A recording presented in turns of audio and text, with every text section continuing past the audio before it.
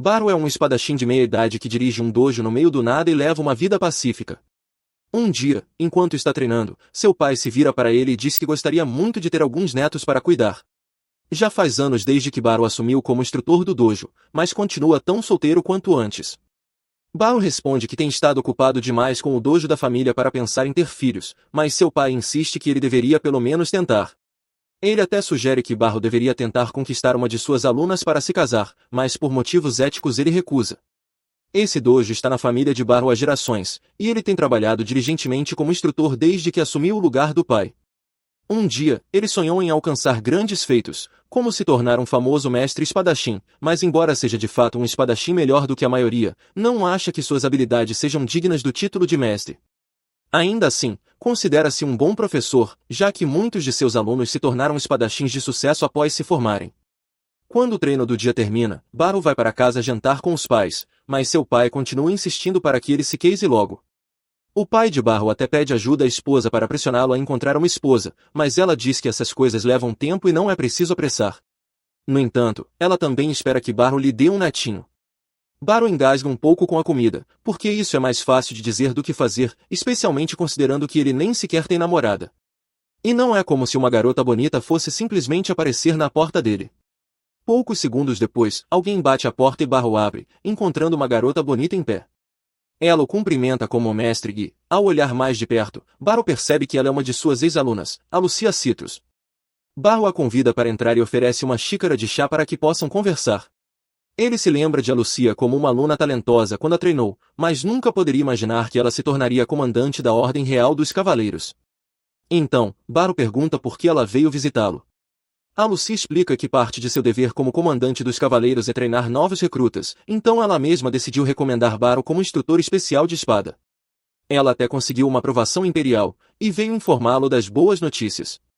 Baru nunca pediu para ser instrutor imperial, então considera recusar a oferta, mas seu pai o adverte que pessoas podem ser executadas por desobedecer ordens imperiais. A Lucia garante que ele não será morto se recusar, mas provavelmente enfrentaria consequências severas, então seria melhor aceitar. Ela já tem uma carruagem esperando para levá-los à capital, então podem partir agora, e no dia seguinte ela explicará os detalhes do novo trabalho. Baru mal consegue acreditar que a Lucia espera que ele vá embora naquele momento, mas seu pai já está totalmente de acordo com a ideia e deseja boa sorte, dizendo para ele arrumar uma esposa enquanto estiver na capital. Na verdade, o pai de Baru até diz que a Lucia seria uma ótima esposa para ele, mas Baru pede para parar com esse tipo de comentário porque está deixando a Lucia desconfortável. Além disso, há uma diferença de idade muito grande entre eles para formarem um casal, mas a Lucia murmura que não se importaria. Mesmo assim, Baru decide aceitar a proposta e acompanha a Lucia até a capital. Enquanto estão sentados na carruagem, Baru nota que a Lucia ainda está usando a espada que ele lhe deu. Essa é uma espada que Baru oferece a todos os alunos que se formam no dojo, e a Lucia tem cuidado da sua com muito zelo desde que a recebeu. Baru fica feliz em ver que ela valoriza tanto seu presente, mas acha que aquela espada não é boa o bastante para uma comandante dos cavaleiros. Ele diz que ela poderia conseguir uma melhor com qualquer outro ferreiro, mas a Lucia insiste que aquela espada é perfeita para ela. Baru presume que ela esteja tão apegada à espada porque, como seu antigo mestre, ela ainda acredita que tudo que vem dele é superior. Porém, ele se vê apenas como um espadachim comum, e nunca se imaginou como um instrutor especial.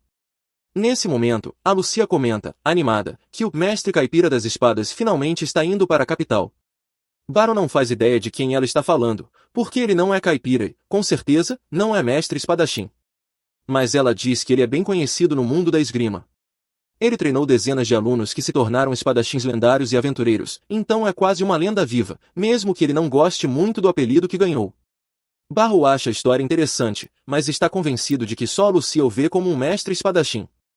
Logo eles chegam à capital real. A Lucia deixa Baru numa hospedaria para descansar e diz que o buscará na manhã seguinte.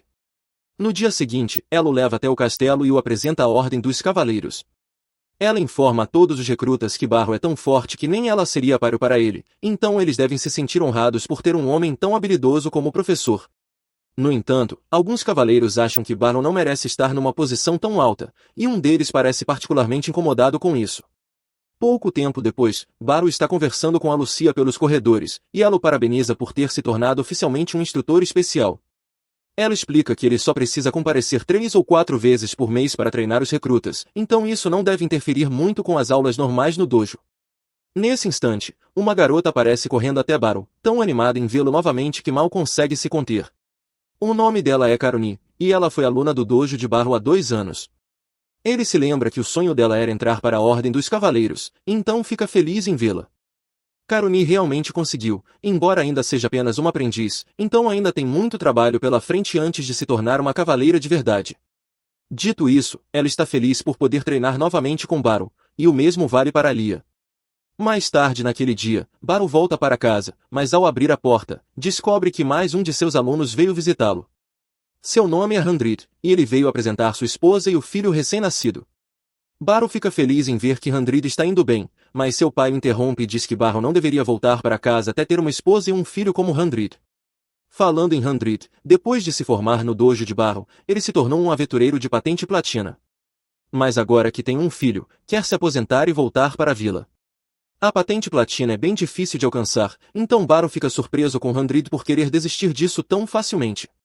Por outro lado, ser aventureiro é um trabalho perigoso, e provavelmente ele não quer arriscar enquanto tem um filho para cuidar.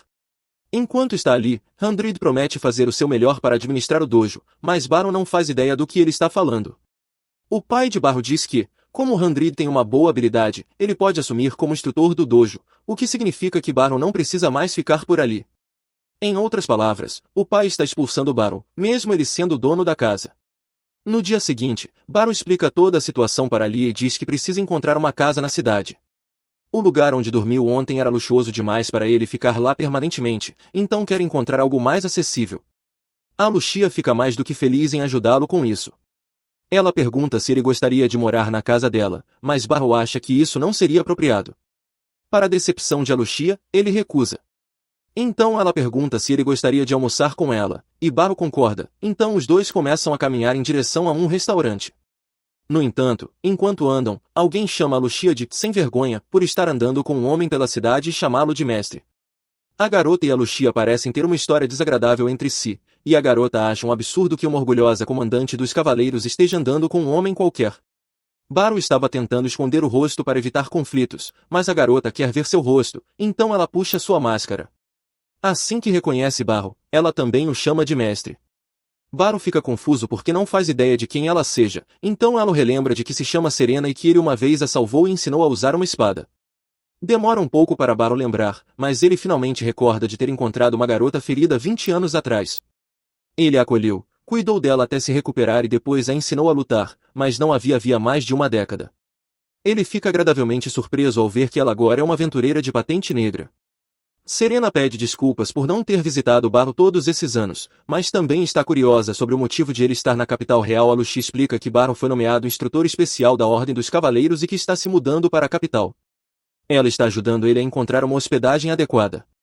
Serena, no entanto, diz que é muito melhor em encontrar acomodações, pois como aventureiro está acostumada a ficar em estalagens. Serena e Alucia começam a discutir sobre quem vai ajudar Baro a encontrar um lugar para morar, e ele não faz ideia de por que as duas se detestam tanto. Mas, com a ajuda das duas, ele acaba encontrando uma hospedagem que o agrada. Ele agradece a ambas pela ajuda, mas pede que parem de brigar por sua causa, pois não aguenta mais ouvir gritaria. Por respeito a Baro, as duas param de discutir e caminham em silêncio para casa.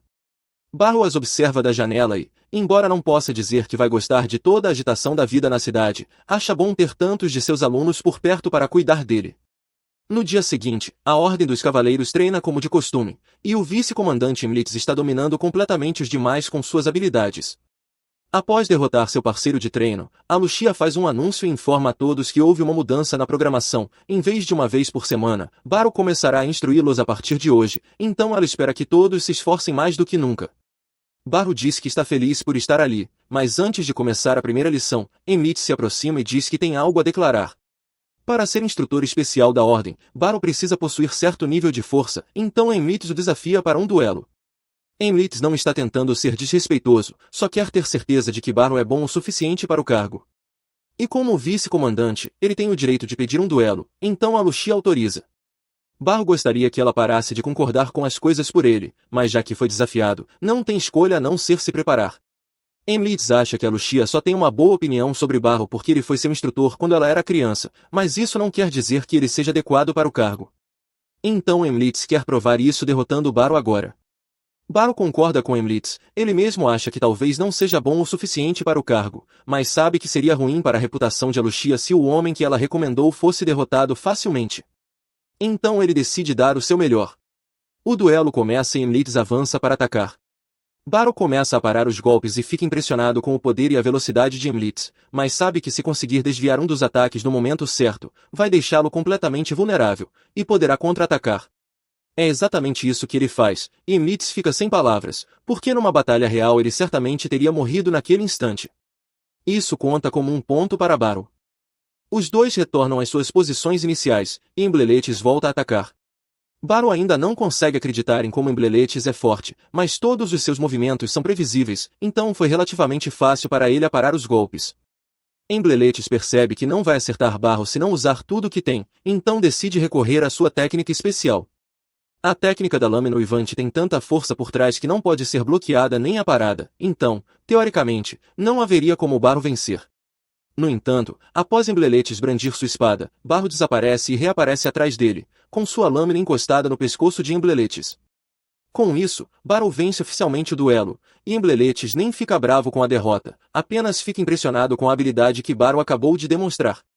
Ele ainda se desculpa por ter sido tão rude anteriormente. Mais tarde, Embleletes organiza uma festa para dar as boas-vindas a Baro como novo instrutor. No entanto, ele continua muito curioso para saber como Baro conseguiu contra-atacar sua técnica giratória especial. Baro explica que tudo o que fez foi acompanhar a rotação de Embleletes, o que permitiu que aparecesse atrás dele.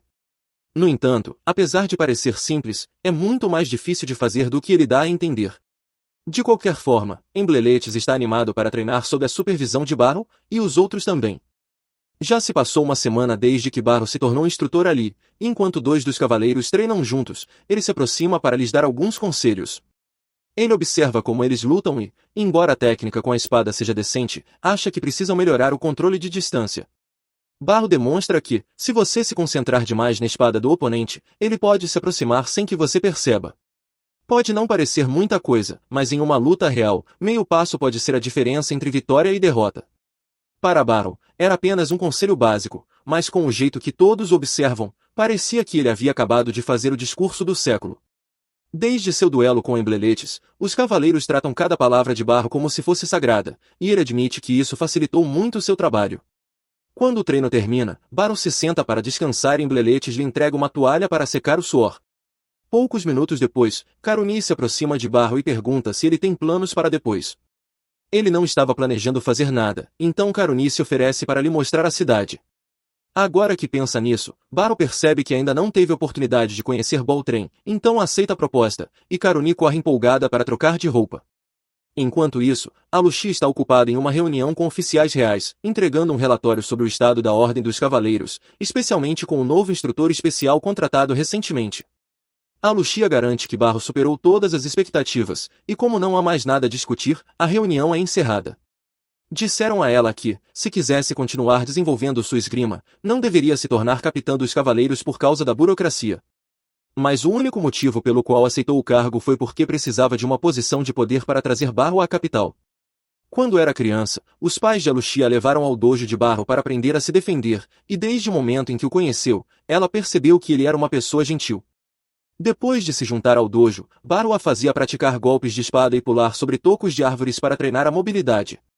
Ele também a submetia a treinos básicos de força, seus métodos podiam parecer pouco ortodoxos, mas logo Alushia se sentia confortável com uma espada nas mãos. Um dia, Baro a convidou para uma batalha simulada. Ela aceitou animada, ansiosa para mostrar tudo o que havia aprendido. No entanto, quando o combate começou, ela não conseguiu encontrar nenhuma abertura na postura de Baro. Como cresceu aprendendo com ele, Alushia achava que todos os instrutores de espada eram tão bons quanto ele, mas um dia Baro os levou para uma batalha simulada contra outro dojo, e ela percebeu que estava errada. O oponente dela estava cheio de aberturas e era impaciente como uma criança. Ele a atacava sem qualquer estratégia, e como era de se esperar, Alushia o derrotou facilmente. Depois da luta, Baro e seus alunos voltaram ao dojo, e ele ficou feliz por eles terem enfrentado estilos diferentes de luta. Alushia então perguntou se o dojo de Baro era melhor que a média, mas ele respondeu que não gostava de pensar dessa forma. Mesmo que tenham vencido a batalha simulada, o mais importante era o que aprenderam com a experiência, não a vitória ou a derrota. Aluxia entendeu o ponto de Barrow, mas logo percebeu que seu prendedor de cabelo estava faltando. Ela concluiu que devia tê-lo deixado no outro dojo, por ser algo muito importante para ela, decidiu voltar para buscá-lo. Ao chegar ao local, começou a procurar, mas percebeu que o garoto que ela havia derrotado o encontrou primeiro. Por um instante, pareceu que ele entregaria o objeto de volta sem problemas, mas seria pedir demais. Em vez disso, ele jogou o prendedor dentro do dojo e disse que Aluxia teria que enfrentar todos eles de uma vez se quisesse recuperá-lo. Mesmo tendo sido derrotado na luta anterior, ele acreditava que não poderia perder agora que estava com seus amigos. Considerando quão fracas eram as habilidades de espada deles, Aluxia provavelmente conseguiria derrotar todos sozinha. Mas ela sabia que Barrow não aprovaria o uso de suas habilidades para machucar os outros, então apenas ficou parada, pronta para apanhar. No entanto, antes que o garoto pudesse acertar seu rosto, Barrow apareceu na frente dela e levou o golpe no lugar. O ataque não o feriu, mas ainda assim doeu um pouco, então ele perguntou aos garotos se era realmente assim que queriam usar suas habilidades com a espada. O valentão ainda não entendia que seu comportamento era errado e tentou atingir Barrow na cabeça, mas desta vez ele se esquivou com facilidade e o desarmou com um único movimento. Em seguida, desviou dos ataques dos amigos do garoto, mas antes que a situação piorasse, o mestre do dojo chegou. Ele ouviu a confusão e correu até lá o mais rápido que pôde, ficando extremamente decepcionado ao ver seus alunos agindo de forma tão bárbara. Ajoelhou-se diante de Barrow e pediu desculpas sinceramente, prometendo que isso nunca mais aconteceria. Barrow e Aluxia começaram a voltar para casa juntos, e ele explicou que teve um mau pressentimento quando ela saiu para buscar o prendedor, então a seguiu para garantir que estava tudo bem. Aluxia se sentia mal por Barrow ter levado um golpe por causa dela, mas ele disse que não havia sido tão grave, além disso, ela não tinha feito nada de errado, então não precisava se culpar. Na verdade, ele achava que a culpa era dele, pois, como professor, não deveria tê-la deixado ir sozinha a um lugar potencialmente perigoso. Anos se passaram e Aluxia agora está no meio de mais uma batalha simulada com Barrow. Sua forma ainda era tão sólida quanto antes, mas desta vez, ao balançar a espada, Aluxia conseguiu acompanhá-lo e até marcar um ponto contra ele. Pela primeira vez, Barrow se surpreendeu com o quanto Aluxia havia melhorado, e acreditou que ela finalmente estava pronta para se formar em seu dojo. Então, ele a presenteou com sua espada cerimonial de graduação. Nessa altura, Aluxia havia percebido que Barrow era ignorante quanto ao quão divinas eram suas habilidades com a espada, e ela realmente não queria deixar o dojo, pois ainda havia muito a aprender com ele. No entanto, ao mesmo tempo, não queria causar problemas a Barrow, então não discutiu. Em vez disso, decidiu provar que as técnicas de Barrow eram superiores a todas as outras, e por isso se inscreveu no programa da Ordem dos Cavaleiros e fez o teste de entrada. Como esperado, durante o teste, nenhum dos outros candidatos foi páreo para o treinamento que ela recebeu de Barrow. Nem mesmo os examinadores conseguiram acompanhá-la, então nunca teriam chance contra Barrow. Ele possui um tempo de reação quase sobre-humano e habilidades de observação que superam qualquer pessoa normal. Não havia dúvidas na mente de Aluxia de que Barrow era o maior espadachim do mundo. No entanto, Barrow não tinha consciência de sua própria habilidade, e, conhecendo-o, viveria feliz pelo resto da vida como um mestre desconhecido. Mas Aluxia se recusava a deixar seu mestre sem reconhecimento. Com suas habilidades, ela foi subindo lentamente nas fileiras da Ordem dos Cavaleiros, na esperança de ganhar poder suficiente para apoiar Barrow. Quando finalmente alcançou o posto de comandante dos Cavaleiros, já haviam se passado 10 anos desde que deixará o dojo de Barrow. Nesse tempo, Barrow se tornará ainda mais incrível do que ela se lembrava. Ela se sentia um pouco culpada por tê-lo nomeado instrutor sem perguntar antes, mas foi a única maneira de tirá-lo da vila e fazê-lo ser reconhecido. Ela voltou ao salão de treinamento e se encontrou com Embleletes para perguntar como foi o treino com Barrow. Embleletes disse que foi incrível e que todos aprenderam muito com ele naquele dia. Aluxia não viu Barrow por perto e perguntou se ele já havia voltado para casa, mas Embleletes contou que ele saiu com Caroni, que disse querer mostrar a cidade para ele. Aluxia ficou um pouco com ciúmes ao ouvir isso, pois significava que Caroni basicamente havia convidado Barrow para um encontro, e ela gostaria de ter tido essa ideia primeiro. Enquanto isso, no passeio de Barrow e Caroni, ela mostrava todas as lojas maravilhosas da cidade, e Barrow ficou impressionado com quão animado era aquele lugar em comparação com sua vila. Ele se perguntou por que Caroni o levou ao Distrito Oeste, já que todas as atrações turísticas, como o palácio e a igreja, ficam no Distrito Norte. Caroni admitiu que ele estava certo, mas disse que, depois de morar na cidade por muito tempo, o palácio e a igreja perdem a graça. Mas Barrow realmente estava ansioso para vê-los.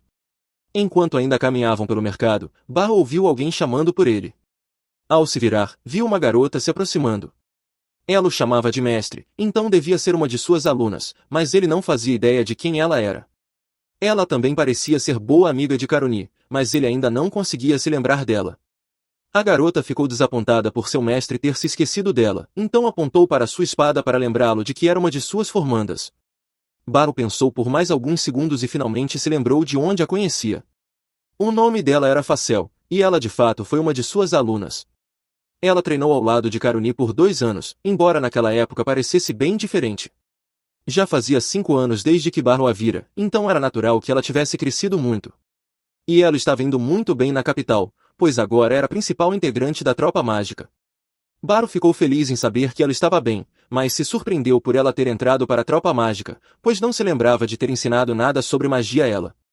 Karuni perguntou se Facel estava ali para fazer compras, e ela explicou que tinha vindo comprar acessórios mágicos.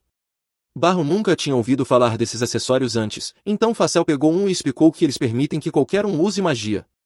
Embora ela mesma fosse capaz de usar magia sem acessórios, Baru ficou surpreso ao saber que Facel conseguia usar magia por conta própria, mas, considerando que ela disse fazer parte da tropa mágica, fazia sentido. Nesse momento, Baru ouviu uma mulher gritar porque sua bolsa havia sido roubada. Assim que viu a cena, Baru se preparou para correr atrás do ladrão, mas antes que fizesse qualquer coisa, Facel disse que ele podia deixar isso com ela. Ela então sacou sua espada e a envolveu com magia antes de desferir um golpe na direção do ladrão. O golpe liberou uma explosão de energia mágica que amarrou as pernas do ladrão. Assim que ele caiu no chão, Karuni o prendeu. Baru ficou impressionado com o modo como as duas lidaram com a situação, especialmente com a magia de Facel, pois nunca tinha visto nada parecido. Facel explicou que basicamente cobra a espada com magia sempre que luta, e que o treinamento com Baru foi muito útil para adaptar a magia ao combate. Ela se mostrou grata por isso, e Baru também ficou grato por ver que Facel ainda usava todas as técnicas que ele havia ensinado. Na manhã seguinte, Baru acordou cedo para dar uma caminhada pela cidade, mas enquanto caminhava, ouviu alguém chamando seu nome. Ele se virou e encontrou uma garotinha parada ali.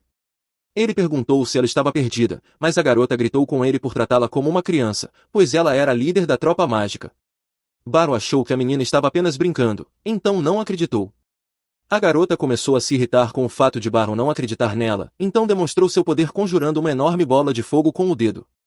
Baru finalmente acreditou que ela fazia parte da tropa mágica, mas ficou surpreso que uma garotinha pudesse usar magia daquele jeito. Ela então lhe disse para parar de chamá-la de garotinha. A garota se chama Lucy, e ela é uma adulta. Ok, talvez adulta seja um pouco exagerado, mas ela é muito mais velha que Baru, então não vai aceitar ser tratada como uma criança. Facel contou tudo sobre Baru para ela e sobre como ele é incrível, então Lucy quis conhecê-lo pessoalmente. Ela tem certeza de que Baru deve ser um excelente professor, já que a habilidade de Facel com a espada é excepcional. No entanto, Baru afirma que o sucesso de Facel se deve ao esforço dela própria, e que ele só ensinou o básico. Baru caminhava com Lucy por educação, mas ela eventualmente o leva para uma área aberta. Qualquer gamer saberia exatamente o que isso significa. Lucy é apaixonada por sua magia e treina todos os dias para melhorar o máximo possível. Porém, ela não tem ninguém digno para praticar, mas como Baru é um mestre espadachim lendário, ela acha que ele será um bom desafio. Antes que Baru possa responder, ela tenta acertá-lo com uma rajada de fogo, mas ele salta para trás a tempo de desviar. Baru preferiria evitar lutar completamente, mas do jeito que Lucy está olhando para ele, parece que ela não vai deixá-lo ir até que ele lhe ofereça uma luta de verdade.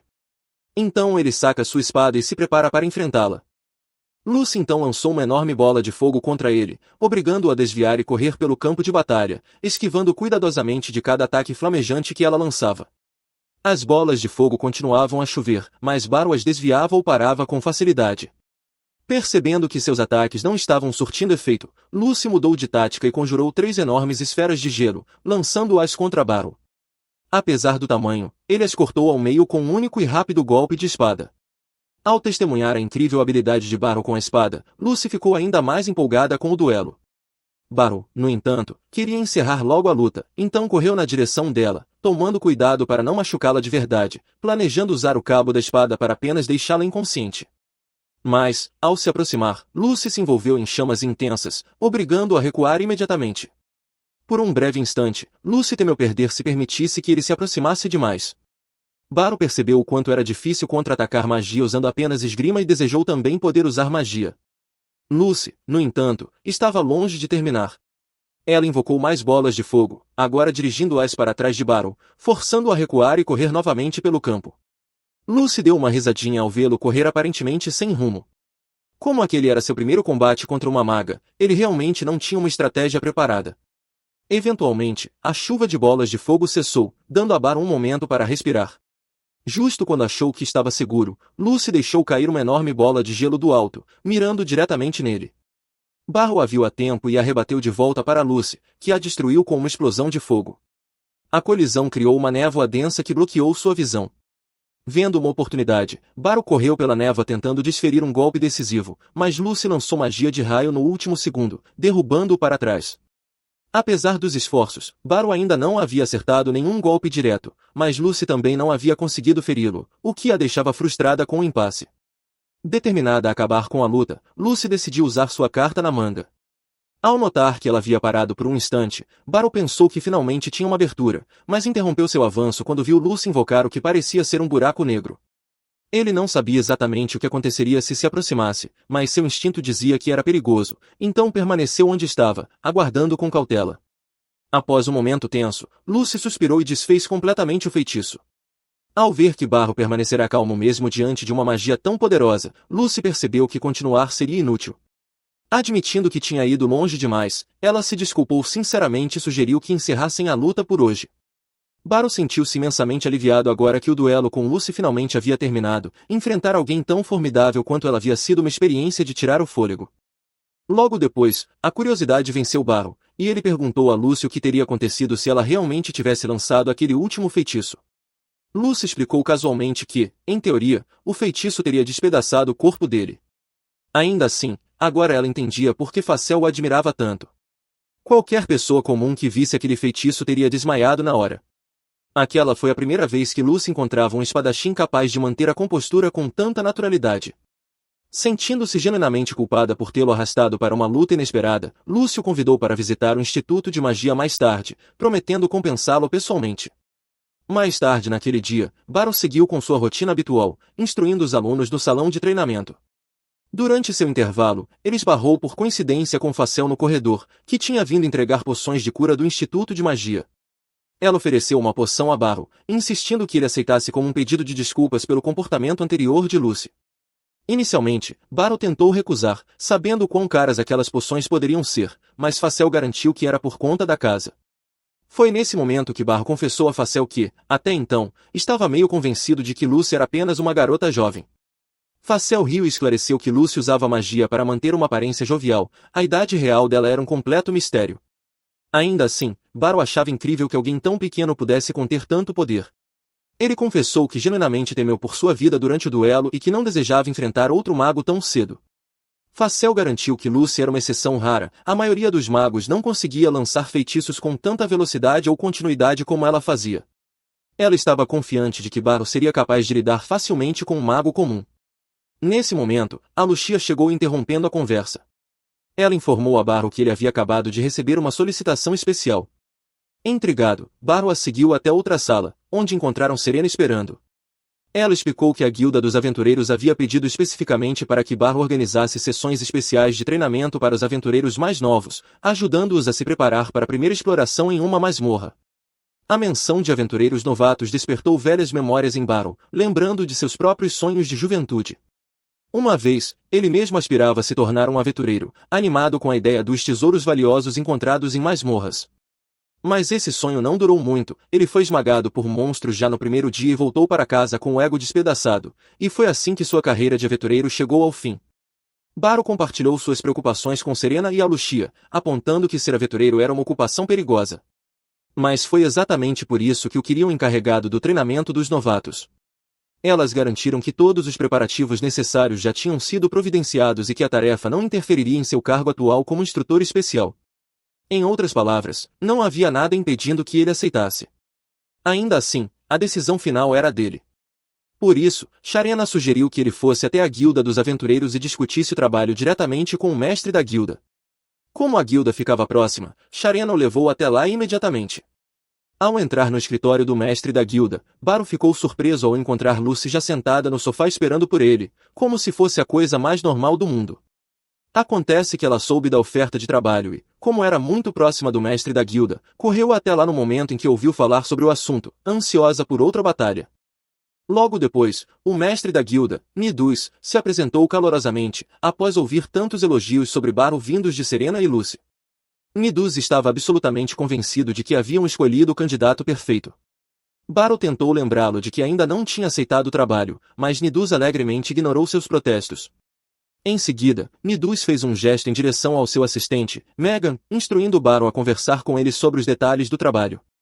No entanto, antes de discutir qualquer coisa, Megan quis esclarecer alguns pontos importantes. Ele perguntou a Baru se ele já tinha experiência como aventureiro.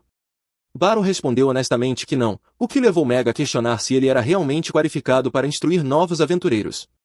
Internamente, Baru se sentiu aliviado com o ceticismo, esperando que isso servisse como desculpa para não aceitar o trabalho. No entanto, as dúvidas de Megan imediatamente irritaram Serena e Lucy, que haviam recomendado fortemente Baru. Megan explicou calmamente que não estava questionando a reputação de Baru por desrespeito, apenas queria garantir a segurança dos aventureiros, especialmente considerando os recentes relatos de atividade incomum de monstros. Magnus compreendeu as preocupações de Megan e perguntou o que Baru precisaria fazer para provar seu valor. Após pensar um pouco, Megan declarou que, se Baru conseguisse vencer um duelo contra Serena, que possuía uma prestigiosa classificação negra, ele reconheceria suas qualificações. Serena concordou entusiasmadamente com a proposta, não deixando espaço para Baru recusar. Vendo que todos estavam de acordo, Nidus decidiu organizar o duelo imediatamente. Pouco depois, Baru e Serena já estavam frente a frente no campo de treinamento, cercados por uma grande multidão entusiasmada. Todos estavam ansiosos para ver a lendária Serena em ação e descobrir quem era seu oponente. A própria Serena mal conseguia conter sua empolgação, animada com a oportunidade de cruzar espadas com seu mestre mais uma vez. Quando Serena era apenas uma criança, ela e seus pais estavam viajando com uma caravana de mercadores. Durante a jornada, porém, a caravana foi atacada por uma fera que destruiu a carruagem. Em um ato desesperado para salvar a filha, seus pais a jogaram de um penhasco próximo, fazendo dela a única sobrevivente daquele trágico dia. Quando finalmente recuperou a consciência, a primeira coisa que viu foi Baru parado sobre ela. Ele a levou gentilmente para sua casa, cuidando cuidadosamente de seus ferimentos. Assim que ela começou a se recuperar, ele começou a fazer algumas perguntas suaves. Ela conseguiu dizer que seu nome era Serena, mas no momento em que ele mencionou seus pais, ela rapidamente entrou em pânico. Percebendo seu sofrimento, Baru disse para esquecer as perguntas e apenas descansar até estar pronta. Sem ter para onde ir, Baru procurou seus próprios pais para saber se eles estariam dispostos a deixá-la ficar com eles, pelo menos até encontrarem um novo lar para a garota. Seus pais concordaram com alegria, e a partir daquele momento, Serena praticamente se tornou parte da família. Inicialmente, ela teve dificuldades para se abrir e se sentia insegura naquele novo ambiente. Mas, certa manhã, ela viu Baru treinando diligentemente com sua espada do lado de fora. Notando seu interesse, Baru a convidou calorosamente para se juntar a ele, sentindo que aquilo poderia ajudá-la a sair de sua concha. A partir de então, Serena passou o máximo de tempo possível treinando ao lado de Baru, que a ensinava pacientemente os fundamentos da esgrima. O laço entre os dois só cresceu a partir dali. Dia após dia, Serena começou a se tornar mais extrovertida e confiante. Uma manhã, enquanto Baru se preparava para as aulas em seu dojo, encontrou Serena já esperando do lado de fora, espada em mãos, ansiosa para treinar. Com um sorriso, ele a convidou para participar da aula, satisfeito ao ver o quanto ela levava o treinamento a sério. Serena havia se afeiçoado profundamente a Baru e a sua família e teria ficado feliz em permanecer ali para sempre. Eventualmente, no entanto, uma família apareceu disposta a adotá-la. Baru e seus pais acreditavam que mudar-se com essa nova família seria o melhor para o futuro de Serena, então a encorajaram gentilmente a ir. Mas, no fundo, Serena realmente não queria partir, ainda assim, não queria ser um fardo para Baru. Por isso, agradeceu sinceramente por tudo e, a contragosto, seguiu seu caminho. Vários anos depois, Serena já era uma aventureira habilidosa com classificação ouro. Durante uma missão de escolta, sua caravana foi emboscada por um grupo de bandidos liderados por um espadachim famoso por suas habilidades mortais. Seu companheiro de equipe a alertou para ter cautela, mas antes mesmo que ele terminasse de falar, Serena já havia pulado destemidamente na batalha, derrotando todos os bandidos com facilidade. Havia dois motivos principais pelos quais Serena havia escolhido tornar-se uma aventureira. Em primeiro lugar, ela era movida pelo desejo de impedir que outros passassem pela mesma tragédia que ela havia vivido. Em segundo lugar, queria honrar tudo que Baru lhe ensinou, colocando suas habilidades em prática. Agora, com a oportunidade de duelar contra seu antigo mentor depois de 20 longos anos, ela estava determinada a mostrar o quanto havia evoluído. Baron não estava exatamente empolgado com o duelo, mas o entusiasmo no rosto de Serena era inegável. Como seu antigo mestre, ele sentia que era seu dever proporcionar-lhe uma luta memorável. Quando a luta começou, Serena se lançou para a frente, desferindo uma enxurrada implacável de golpes rápidos e precisos com sua espada. Seus movimentos eram incrivelmente velozes, mas Baron os acompanhava com facilidade, impedindo que ela acertasse sequer um golpe. A empolgação de Serena apenas crescia à medida que lutavam, adorando cada segundo daquela chance de batalhar com toda a sua força, sem se segurar. Por sua vez, Baron se sentia genuinamente orgulhoso de ver o quanto Serena havia crescido. Estava claro que ela havia se dedicado inteiramente ao treinamento desde que partirá. Mas ela ainda não era perfeita, ele notou uma leve rigidez nos golpes de sua mão esquerda. Era algo sutil, mas suficiente para que ele pudesse explorar com precisão. Com um movimento certeiro, ele enfiou sua espada pelo cabo da arma dela, desarmando-a de uma só vez. Serena tentou reagir com sua outra espada, mas Baron rapidamente varreu suas pernas, deixando-a estirada no chão com sua lâmina gentilmente apontada para o pescoço dela. Com isso, Baron venceu oficialmente o duelo. A plateia ao redor irrompeu em aplausos, e os outros rapidamente desceram para parabenizá-lo. Majin se aproximou, pedindo desculpas sinceras por ter duvidado das habilidades de Baron. Este, no entanto, reagiu com gentileza, assegurando-lhe que era perfeitamente normal duvidar de um instrutor que nunca havia sido visto em ação.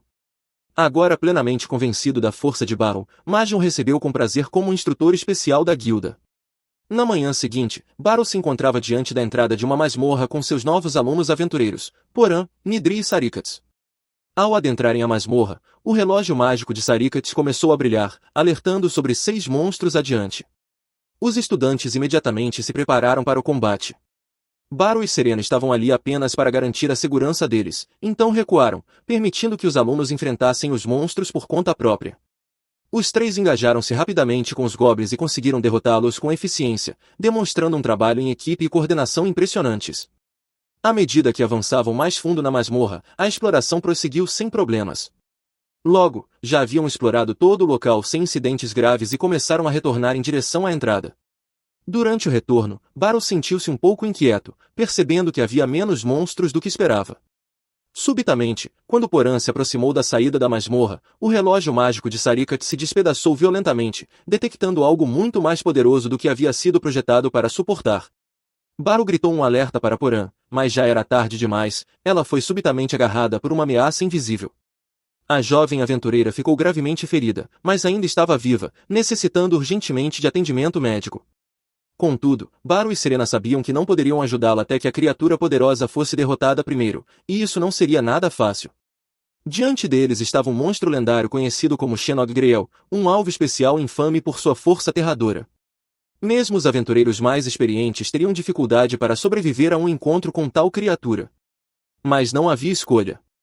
Baron e Serena se prepararam, prontos para lutar por suas vidas. Baron amaldiçoa sua sorte por ter trazido um monstro tão poderoso no primeiro dia de seu trabalho. Ele pergunta a Sherna se ela tem poções, e ela confirma. Baron fica aliviado ao ouvir isso e pensa que, enquanto Sherna segura o monstro, ele pode tratar o novato ferido. Ele estende a mão para ela, pedindo a poção. Mas Sherna pensa que ele está pedindo para ela atacá-lo. Então, ela faz exatamente isso e diz a Baron que concorda com ele, achando melhor que um mestre como ele enfrente o monstro. Ela imediatamente corre para salvar o garoto, deixando Baron perplexo. No entanto, ele não tem tempo para esclarecer a confusão, pois o grifo o ataca, e ele desvia rapidamente. Baron assume sua posição, percebendo que não tem outra escolha senão lutar. O monstro continua atacando com suas garras, e Baron vai sendo empurrado para trás pouco a pouco enquanto tenta bloquear os golpes. Ele de repente encontra uma abertura e atinge a perna do monstro, mas é tão difícil para sua espada cortar que ele percebe que estará morto se um único golpe atingir. O monstro continua pressionando, e então Baron se distrai ao ver Sherna carregando o garoto ferido para dentro da caverna. O monstro o atinge, jogando-o para longe e ferindo seu braço. Baron decide mudar sua estratégia e avança diretamente para o grifo, mas o monstro solta uma bola de fogo que quase o atinge. Em seguida, Baron tenta se aproximar do monstro pela lateral, mas ele se vira e usa sua cauda como um chicote pesado para empurrá-lo para trás. No entanto, Baron segue em frente e corta a cauda do monstro, deixando-o muito irritado. O monstro solta outra bola de fogo contra ele e, logo depois, o derruba com toda a força, arrastando-o pela floresta. Baro consegue, de algum modo, subir nas costas do grifo, mas ele de repente sobe aos céus, quebrando a barreira do som enquanto tenta jogá-lo para fora. Baro se agarra com força e, no final, o monstro o traz de volta ao ponto de partida. Mas dessa vez, ele não economiza seus poderes. O grifo usa a expansão de domínio e transforma o chão abaixo dele em lava, forçando Baro a recuar. No entanto, os poderes do grifo se estendem até a caverna onde os novatos estão se abrigando, e eles se veem jogando um jogo de a lava está no chão de apostas altíssimas. Quando Baro ouve uma garota gritando, ele percebe que não pode esperar mais. Ele corre sobre a lava, atacando o grifo de diferentes direções para confundi-lo.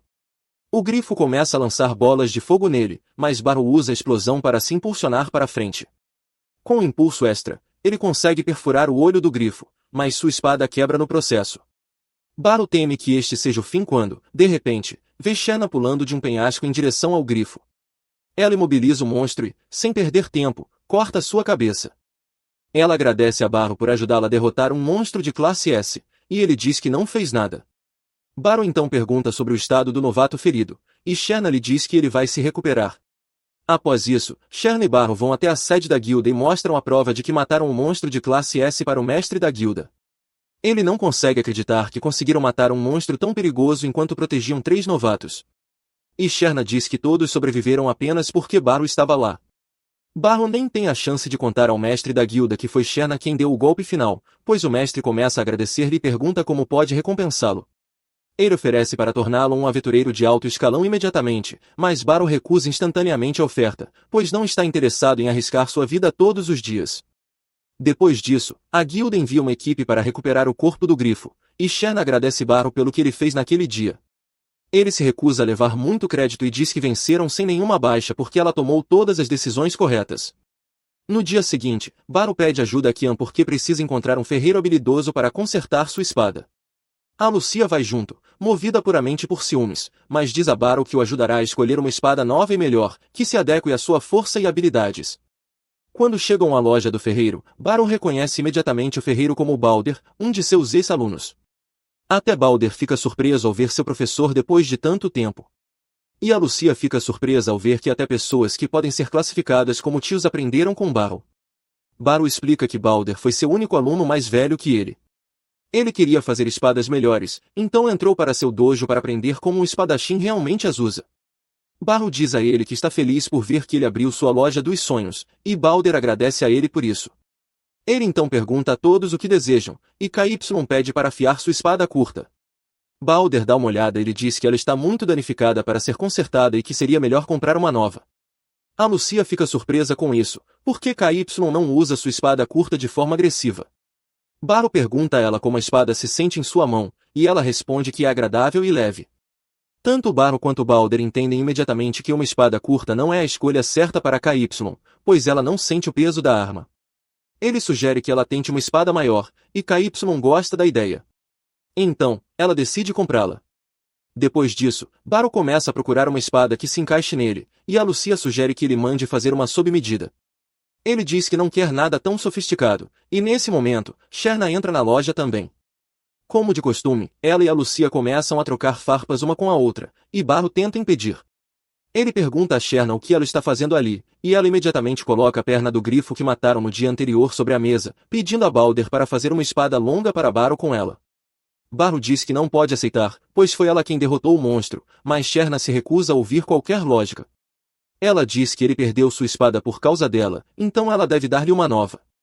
Balder também a apoia, e no final, Baro tem que aceitar a espada. Balder fica bastante animado por fazer uma espada a partir de uma parte de um monstro de classe S e pede uma semana para dar o seu melhor. Baro não vê problema nisso e diz que é hora de sair da loja. Mas então, Kieren pede para ele treiná-la para usar a espada grande corretamente. Ele a leva para o campo de treinamento e ensina como balançar a espada sem ser sobrecarregada por seu peso, e depois vai até o bar local para tomar uma bebida. Ele sai do bar de bom humor, mas, enquanto cruza a rua, uma ladra tenta roubar sua bolsa. Baro rapidamente a pega em flagrante, mas a ladra usa um feitiço de fogo para escapar. Ela vai para o esconderijo de uma gangue local e lhes entrega todo o dinheiro que roubou naquele dia. Os bandidos ficam desapontados porque é menos do que o habitual e reclamam que ela está relaxando. Mas o chefe deles sabe que a garota não vai fazer isso porque precisa ganhar o seu sustento. A garota, chamada Mui, fica em silêncio durante essa conversa, mas então percebe que deixou cair seu pingente, que foi pego por Barro. No dia seguinte, dentro da arena de treinamento, Kironi continua praticando com sua recém-adquirida espada longa, enquanto Emblelet duela com Barro do outro lado do salão. Até agora, Emblelet não conseguiu acertar nenhum golpe em Barro. Então, ao avançar para um ataque final, ele finge um golpe de cima para baixo, mas rapidamente redireciona sua lâmina para a parte média do corpo de Barro. Barro reconhece o movimento inteligente, mas ainda consegue contra-atacar perfeitamente, deixando Emblelet derrotado mais uma vez. Emblelet expressa sua gratidão pela lição, e Barro o elogia por ter melhorado tanto em tão pouco tempo. A manobra foi quase impecável, mas ainda não rápido o suficiente para superar os reflexos de Barro. Nesse momento, Emblelet lança um olhar para Kironi e comenta como foi corajoso da parte dela mudar abruptamente para uma arma completamente nova, acrescentando que ela demonstra um potencial considerável. Além disso, é crucial que a Ordem dos Cavaleiros aumente suas habilidades de combate para enfrentar o notório grupo de bandidos conhecido como a Mão Sombria do Crepúsculo. Esses ladrões têm causado grandes transtornos na capital, o que levou a Guarda Real e a Ordem dos Cavaleiros a iniciarem uma investigação. Assim que localizarem o esconderijo dos ladrões, pretendem invadi-lo imediatamente e capturar todos os membros. Como precaução, precisarão de toda a força que puderem reunir, e Kironi possui uma força impressionante. Naturalmente, Emblelet acredita que Barro sozinho seria mais do que capaz de derrotar os ladrões do crepúsculo, mas prefere não incomodá-lo com tarefas banais como essa. Ele assegura que a Ordem dos Cavaleiros pode lidar com a luta sozinha, o que está perfeitamente bem para Barro, já que ele não estava muito interessado em se envolver mesmo. Ele nunca lidou com criminosos comuns antes e não pretende começar agora. Mas então se lembra do anel que obteve do batedor de carteiras no dia anterior e se pergunta se ele poderia ser útil na investigação. No entanto, no momento em que Kironi vê o anel em sua mão, ela presume imediatamente que Barro está planejando dá-lo a alguém. E Emblelet parece concordar. Antes que Barro possa corrigi-los, Kironi comenta, provocando, que ele talvez devesse escolher um anel maior se estiver planejando propor para Lucia, já que esse parece minúsculo e provavelmente só cabe no dedo de uma criança. Barro fica completamente confuso sobre como chegaram a essa conclusão absurda, mas finalmente consegue falar e esclarecer que o anel não é um presente. Ele explica que ontem foi alvo de uma ladra, mas conseguiu agarrar o pulso dela antes que ela pegasse alguma coisa. Mesmo assim, ela conseguiu escapar ao pegá-lo de surpresa com magia de fogo. Kironi acha a situação toda estranha, porque se a garota realmente fosse capaz de usar magia, não teria razão para recorrer a furtos. A magia é uma habilidade extremamente rara, então qualquer um capaz de conjurar feitiços pode se inscrever gratuitamente no Instituto de Magia, onde todos os custos de vida são cobertos. Emblelet especula que talvez a garota estivesse usando algum acessório encantado para produzir o fogo, mas de qualquer forma, ele pergunta a Barro o que pretende fazer com o anel. Barro responde que não tem interesse em ficar com ele, e como provavelmente se trata de propriedade roubada, prefere devolvê-lo ao verdadeiro dono. Se for esse o caso, Emblelet o aconselha a deixar o anel na recepção da Ordem dos Cavaleiros. E é exatamente isso que Barro faz. Agora que o assunto do anel está resolvido, Barro não planeja se envolver mais. Afinal, ele não perdeu nada para a ladra e certamente não está interessado em persegui-la. No entanto, de alguma forma, a expressão que ela tinha quando foi pega continua a incomodá-lo. Enquanto caminha pela cidade mais tarde, Barro decide procurar opções de moradia locais, já que não pode realisticamente viver para sempre em uma estalagem. Mas os preços quase o fazem desmaiar de susto. Tecnicamente, ele pode pagar com o salário fornecido pela Ordem dos Magos, mas ainda é muito dinheiro para gastar. Nesse momento, ele nota uma garota parada atrás dele, aparentemente procurando por algo. Então se aproxima para ver se ela precisa de ajuda. Mas assim que consegue ver melhor o rosto dela, ele a reconhece imediatamente como a garota que tentou roubá-lo na noite anterior. Ele pergunta se ela está procurando por um certo anel, mas assim que ela ouve a menção, ataca-o imediatamente, achando que ele o roubou. Barro rapidamente pede para ela se acalmar, pois prefere não causar um escândalo público. Primeiro, ele explica que deixou o anel na recepção da Ordem dos Cavaleiros, ou seja, não está mais com ele. E a garota claramente não pode simplesmente entrar na sede da Ordem para recuperá-lo. Em segundo lugar, Barro questiona se ela realmente roubou o anel, pois é estranho ela passar por tanto trabalho para recuperá-lo, a menos que ele tenha algum valor pessoal. Ela afirma com firmeza que não roubou o anel, e isso é o suficiente para Barro. Então, ele instrui que ela o acompanhe para que ele possa ajudá-la a recuperá-lo. Mui inicialmente hesita em acompanhá-lo, mas ele aponta que seria difícil para ela provar a posse do anel por conta própria. Mas se Barro testemunhar a favor dela, recuperar o anel não deverá levar muito tempo. Mui concorda relutantemente em segui-lo, embora deixe claro que está longe de estar satisfeita com o arranjo. Quando chegam à sede da Ordem dos Cavaleiros, Barro recupera o anel, mas antes de entregá-lo a Mui, diz que quer conversar com ela brevemente. Nesse momento, a Lucia sai do prédio e, ao ver Barro discutindo com Mui, assume de imediato que a garota deve ser alguma filha secreta que ele estava escondendo. Barro nega imediatamente essa alegação. Todos entram, e Barro tem a chance de explicar toda a situação para a Lucia. Quando ela entende o que está acontecendo, pergunta a Barro como ele prefere lidar com Mui. Normalmente, como cavaleira, a Lucia seria responsável por prender Mui por furto, mas Barro prefere não colocá-la em apuros. Ele então pergunta diretamente a Mui se ela vai parar de roubar se ele deixá-la ir embora. Mas, em vez de responder à pergunta, ela apenas exige que ele devolva o anel. É óbvio que ela não tem a menor intenção de parar de roubar, mas sua relutância em mentir sobre isso convence Barro de que, no fundo, ela é uma criança honesta. A Lucia então se lembra de ter ouvido que Mui usou magia contra Barro e pergunta se ela usou algum item mágico ou se a magia era inata. Mui responde que lançou o feitiço por conta própria. A Lucia explica que, se ela realmente possui talento mágico, Kingman se responsabilizaria por seu bem-estar, o que significa que ela não precisaria mais roubar. Mui começa a se abrir aos poucos, eventualmente revelando que não pode parar de furtar porque precisa urgentemente de 5 milhões de DOC. Seu chefe prometeu que, se ela entregasse exatamente essa quantia, ele usaria magia para ressuscitar sua irmã. Mas, como ela não tem tempo suficiente para ganhar essa quantia de forma legal, recorreu ao crime. Barro percebe imediatamente que o chefe de Mui está enganando-a, pois sabe que a ressurreição simplesmente não é possível, embora saiba também que ela jamais acreditaria se ele dissesse isso.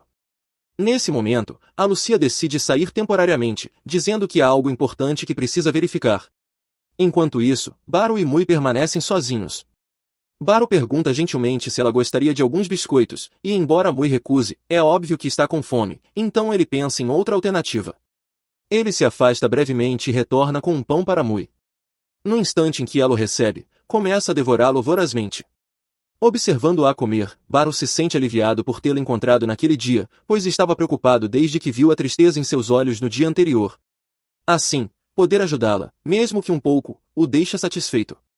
Com isso resolvido, ele decide que já a reteve por tempo suficiente e devolve o anel a ela. Agora que recuperou o que veio buscar, Mui anuncia que vai embora. Mas, antes que possa sair, Lucy entra subitamente. Após ser informada por a Lucia sobre o talento mágico de Mui, Lucy se apresenta como líder da corporação mágica e convida Mui a se matricular no Instituto Mágico, enfatizando que estão sempre abertos a novos usuários de magia. Mesmo assim, Mui recusa a oferta, explicando que frequentar o instituto não vai ajudá-la a conseguir os 5 milhões de DOC que precisa. Lucy pergunta o motivo de ela precisar de uma quantia tão absurda, levando Mui a revelar que pretende pagar um mago para ressuscitar sua irmã morta. No momento em que Mui diz isso, Lucy imediatamente a informa que está sendo enganada, já que magia de ressurreição simplesmente não existe. Apesar das palavras de Lucy, Mui insiste teimosamente que sua irmã realmente pode ser trazida de volta, porque ela mesma viu isso acontecer, ou, pelo menos, é o que acredita ter visto. Na realidade, como se vê em suas memórias, o suposto mago apenas moveu ligeiramente o corpo da irmã. Tomada pela dor, Mui acreditou imediatamente que ele possuía o poder de ressuscitá-la. O mago então afirmou que seriam necessários 5 milhões de DOC para completar a ressurreição e, desde então, Mui passou a roubar para acumular essa quantia.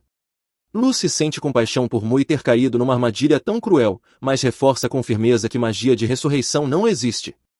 Mui, furiosa, acusa Lucy de estar mentindo, mas ela esclarece que é uma maga extremamente respeitada que estuda magia há centenas de anos.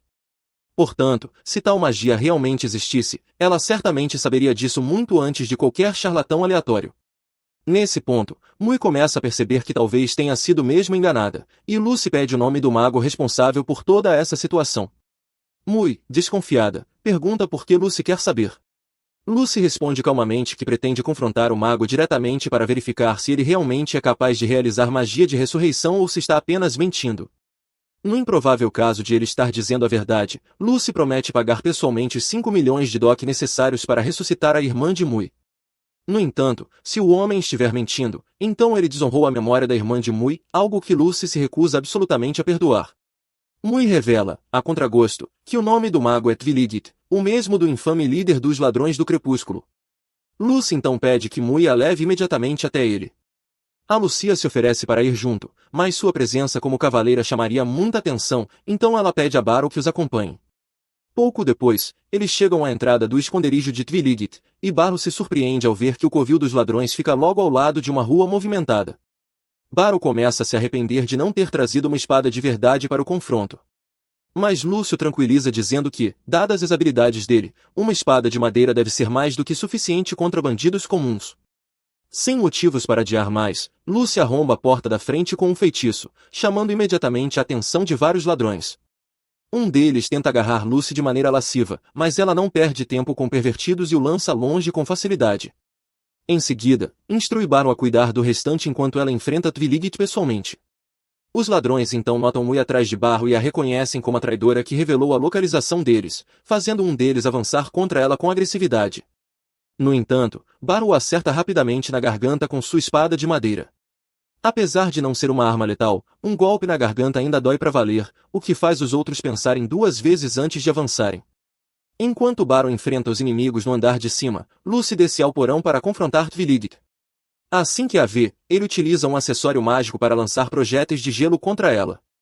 Mas Lucy é uma maga extremamente habilidosa, então um ataque simples como aquele não poderia detê-la.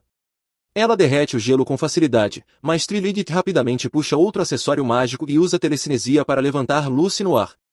Ela percebe imediatamente que foi assim que ele enganou Mui. Twiligit admite abertamente que usou telecinesia para manipular o cadáver da irmã dela e fingiu que era necromancia, zombando de como Mui havia sido ingênua ao acreditar genuinamente que ele possuía poderes de ressurreição. Em seguida, ele forma uma bola de fogo com a intenção de eliminar Lucy de uma vez por todas. Mas a paciência de Lucy já havia se esgotado completamente, então ela rapidamente lança um feitiço de vento diretamente em Twiligit, nocauteando-o com a força do impacto. Enquanto isso, no andar de cima, Barrow já havia cuidado de quase todos os bandidos, mas um deles se levantou cambaleando e começou a chamar Mui de criança ingrata, apesar de tudo que Twiligit supostamente havia feito por ela. Esse insulto deixou Barrow furioso, então ele acertou o homem na garganta novamente, derrubando-o no chão. Pouco depois, Lucy subiu do porão arrastando o corpo inconsciente de Twiligit e exigiu que ele contasse a verdade para Mui, a menos que quisesse ser atingido por magia de vento outra vez. Twiligit, relutante, admite a Mui que havia mentido o tempo todo sobre a magia de ressurreição, deixando Mui absolutamente devastada ao perceber que sua irmã estava realmente morta para sempre. Agora que todos os ladrões haviam sido neutralizados, Lucy anuncia que irá chamar a Ordem dos Cavaleiros para prender Twiligit e sua gangue. Um tempo depois, todos os bandidos capturados são carregados em uma carroça para serem levados à prisão. Alice agradece a Barrow e Lucy por sua valiosa ajuda. No entanto, ainda há muita investigação a ser feita, porque aqueles acessórios mágicos que Twiligit usava eram poderosos demais para alguém como ele conseguir sozinho. Isso implica que há outra pessoa manipulando os acontecimentos por trás das cortinas, e eles precisam descobrir exatamente quem é essa pessoa. Enquanto Twiligit e o restante dos bandidos eram levados embora, um homem desconhecido observava em silêncio das sombras. A figura encapuzada então estende a mão em direção à carroça, e de repente o corpo de Twiligit começa a brilhar por dentro, momentos antes de sofrer uma morte agonizante. Mais tarde, o homem encapuzado relata ao seu superior que Twiligit foi silenciado com sucesso graças ao dispositivo mágico implantado nele, eliminando qualquer possibilidade de que seus planos fossem revelados. O Papa ficou satisfeito com a notícia, já que planejava usar os cadáveres reunidos por Twiligit para criar sua própria versão de um milagre. E ele não pretendia deixar nada atrapalhar suas ambições. No dia seguinte, depois que Barrow termina o treinamento com os cavaleiros, a Lucia se aproxima dele e sussurra que precisam conversar em particular. Ela o leva para seu escritório e revela que o mago chamado Twiligit morreu enquanto era levado para a prisão. Eles encontraram restos de um dispositivo mágico dentro dele que causou uma explosão. Atualmente, os cavaleiros estão investigando o caso com a ajuda do núcleo mágico. Barrow fica surpreso e descobre que o subordinado de Twiligit não sabia nada sobre o paradeiro dos corpos preservados.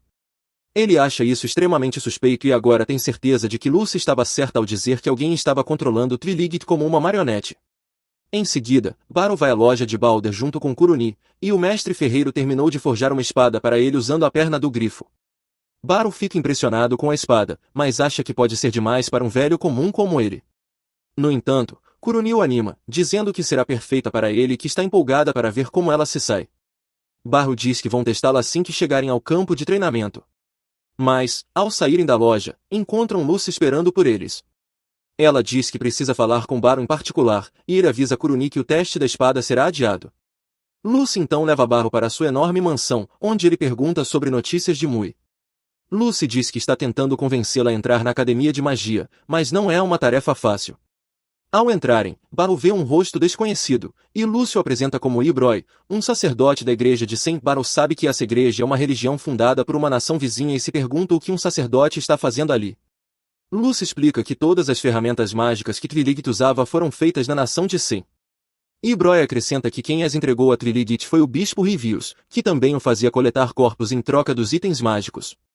Agora está claro que Twiligit trabalhava para ele o tempo todo. Barrow não entende por que um bispo precisaria de corpos, e Ibroy explica que é para o milagre de Sim.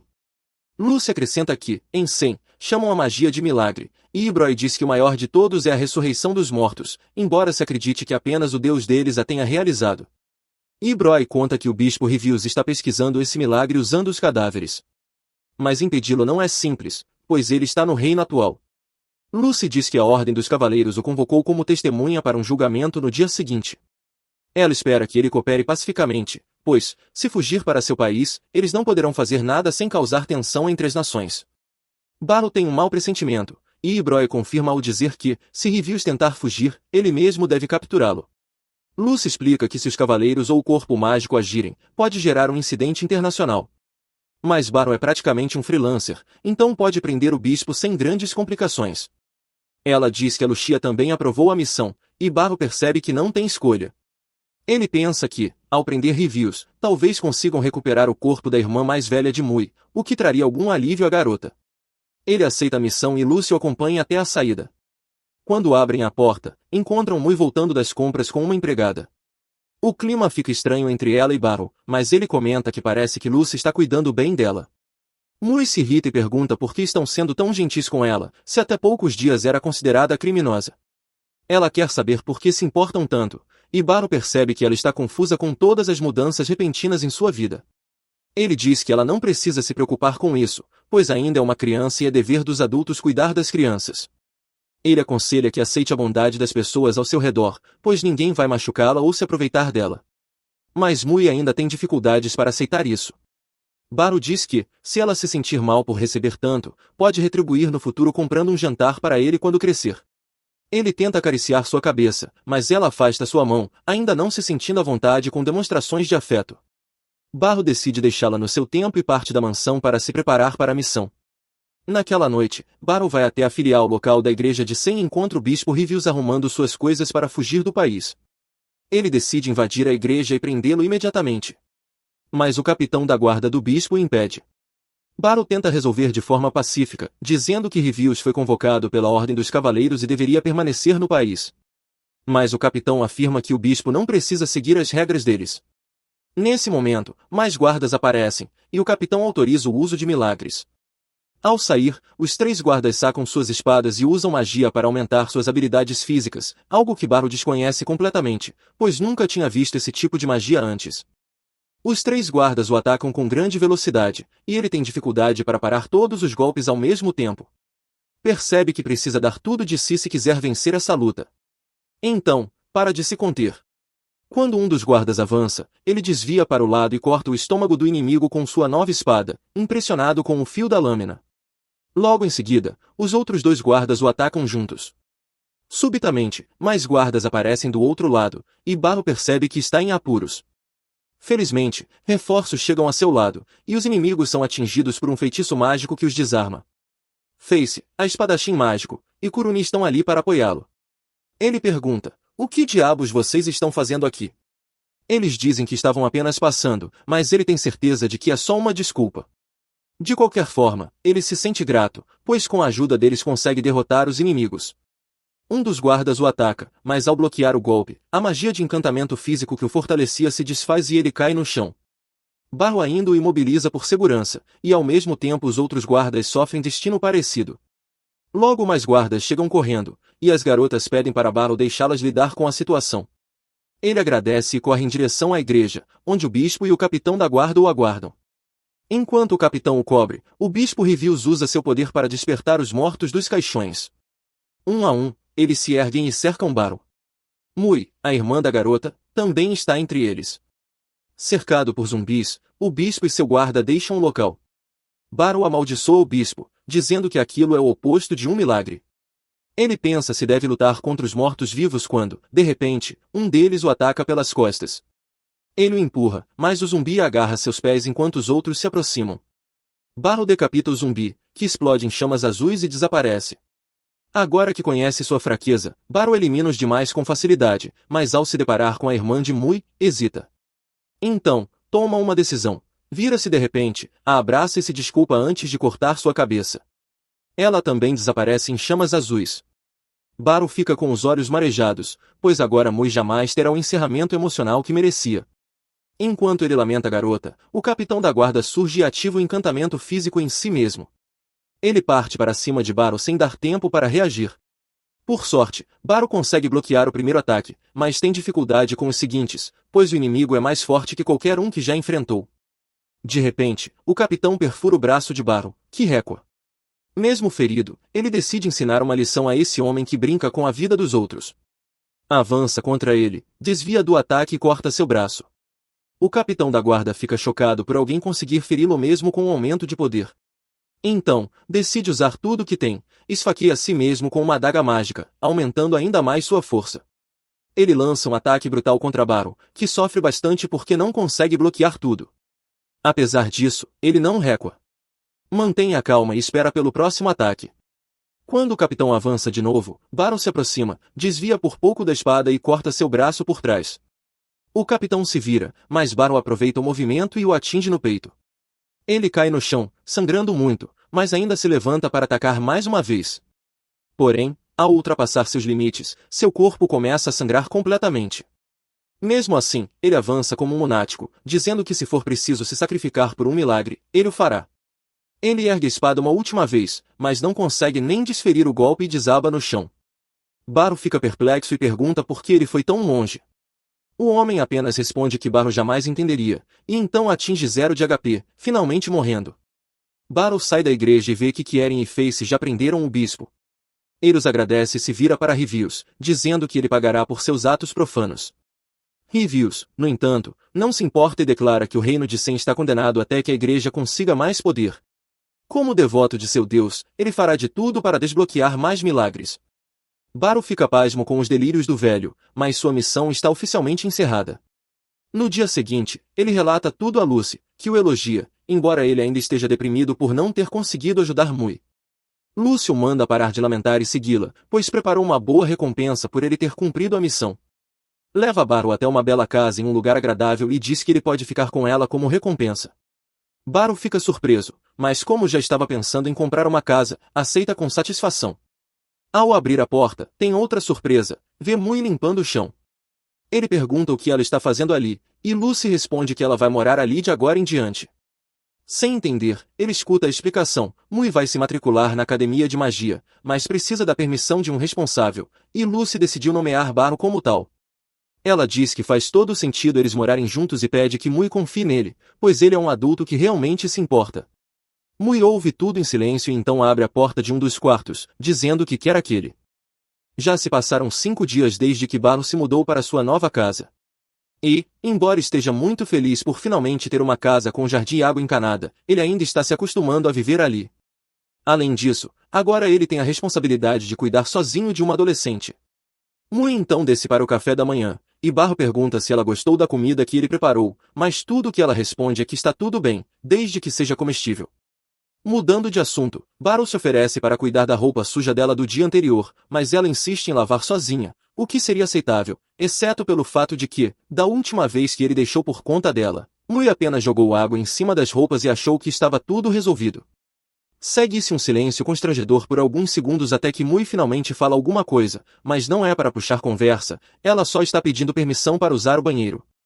Baro lembra a ela que aquela também é sua casa, então não há necessidade de pedir permissão para coisas assim. Mui diz que entendeu e promete que não vai mais pedir permissão, mas pelo tom dela, Baro tem a sensação de que isso ainda pode virar um problema mais tarde. Baru já trabalhou com muitos adolescentes da idade de Mui antes, mas cuidar de um é uma situação completamente diferente. Vai ser difícil viverem juntos se ela continuar sempre tão na defensiva. Então ele precisa encontrar uma maneira de se aproximar dela. Ele se lembra de que Karumi e Facel adoram espetinhos do mercado, então compram para Mui e pergunta se ela gosta. Ela responde que sim, mas sua expressão não demonstra muito entusiasmo.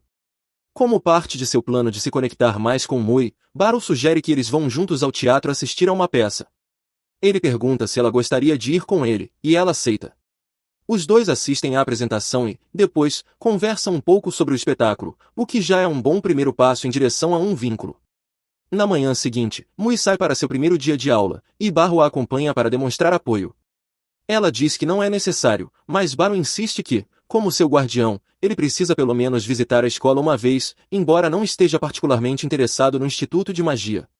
Logo eles chegam à entrada do instituto, que é bem maior do que Baru imaginava, então talvez leve um tempo até descobrirem para onde ir. Nesse momento, uma mulher se aproxima e pergunta se eles são a nova aluna transferida e seu guardião. Baru confirma que sim, e a mulher se apresenta como Kanara, explicando que é uma das professoras do Instituto de Magia.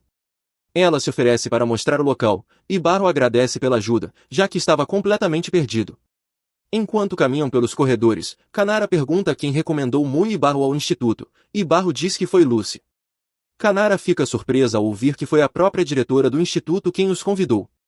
Com esse tipo de recomendação, Mui não precisa fazer o teste de aptidão e pode se matricular imediatamente. Kanara então pergunta se Mui já escolheu sua especialização mágica, mas nem ela nem Baru sabiam que isso era uma exigência. Kanara explica que a magia possui diversos sistemas e que a maioria dos magos tem áreas em que são melhores ou piores, então Mui precisa escolher uma para se especializar. Mui responde que a única coisa que consegue fazer é criar chamas. Então Kanara sugere que magia ofensiva pode ser a mais adequada para ela, embora Baru ainda não entenda totalmente o que isso significa.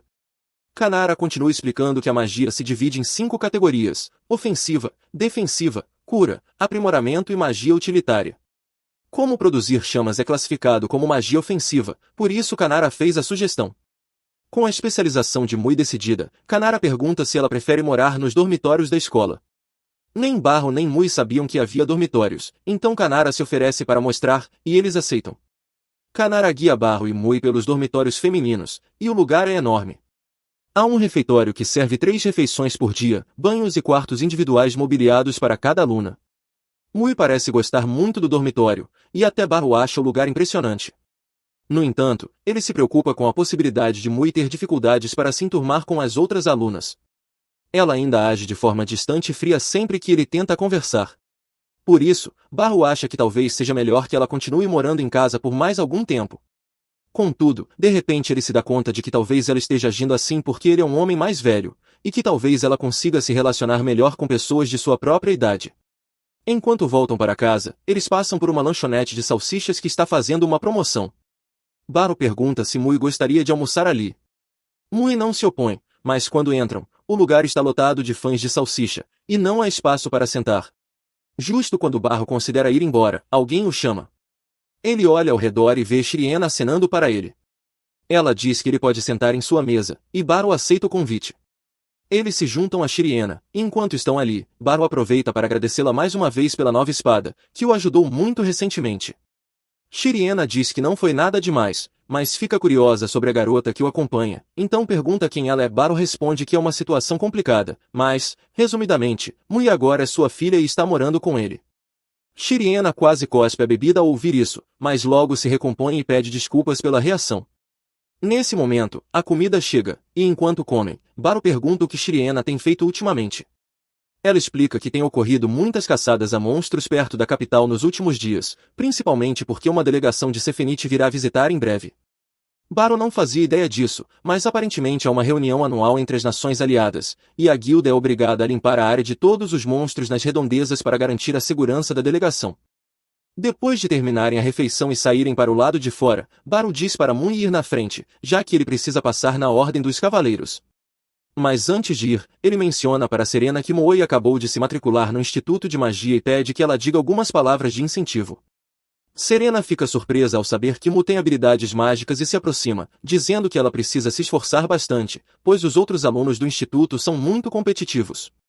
E agora que Barro é seu guardião, ela não pode ficar para trás. Mu responde casualmente que já sabe o quão forte Barro é, mesmo sendo um velho. Mas ao ouvir Mo chamar Barro de velho, Serena se irrita. Está prestes a explodir, mas Barro intervém a tempo de acalmá-la antes que ela diga algo ofensivo. Serena se desculpa pelo descontrole, mas quer que Mui entenda o quanto Barro é incrível. Mui admite silenciosamente que já sabe disso. Depois, Mui se despede e vai para casa, deixando Barro um pouco surpreso, pois parecia que ela havia se afeiçoado um pouco a Serena durante a conversa. Serena comenta que acredita que Mui tem potencial. Embora ainda esteja sem polimento, ela é direta, e por isso tem um futuro promissor. Barro fica feliz em ouvir isso, mas para que Mui possa se desenvolver corretamente, ela precisa do ambiente ideal, e ele ainda não sabe se é melhor ela continuar morando com ele ou se mudar para os dormitórios. No pátio de treinamento, Barro conversa com a Lucia sobre Mui e pergunta se seria melhor ela ficar nos dormitórios da escola ou continuar morando com ele. A Lucia quase surta ao ouvir que Mui tem estado na casa de Barro, principalmente porque ninguém contou a ela, mas esse não é o ponto agora. Kiruni então se aproxima e diz que os dormitórios são ótimos porque não há necessidade de deslocamento e ainda oferecem comida gratuita todos os dias. Barro já conhece todas essas vantagens, mas ainda se preocupa que Mui possa ter dificuldades para se adaptar a viver com outras pessoas. Let's então entra na conversa e diz que a única maneira de ela se acostumar com pessoas novas é convivendo com elas.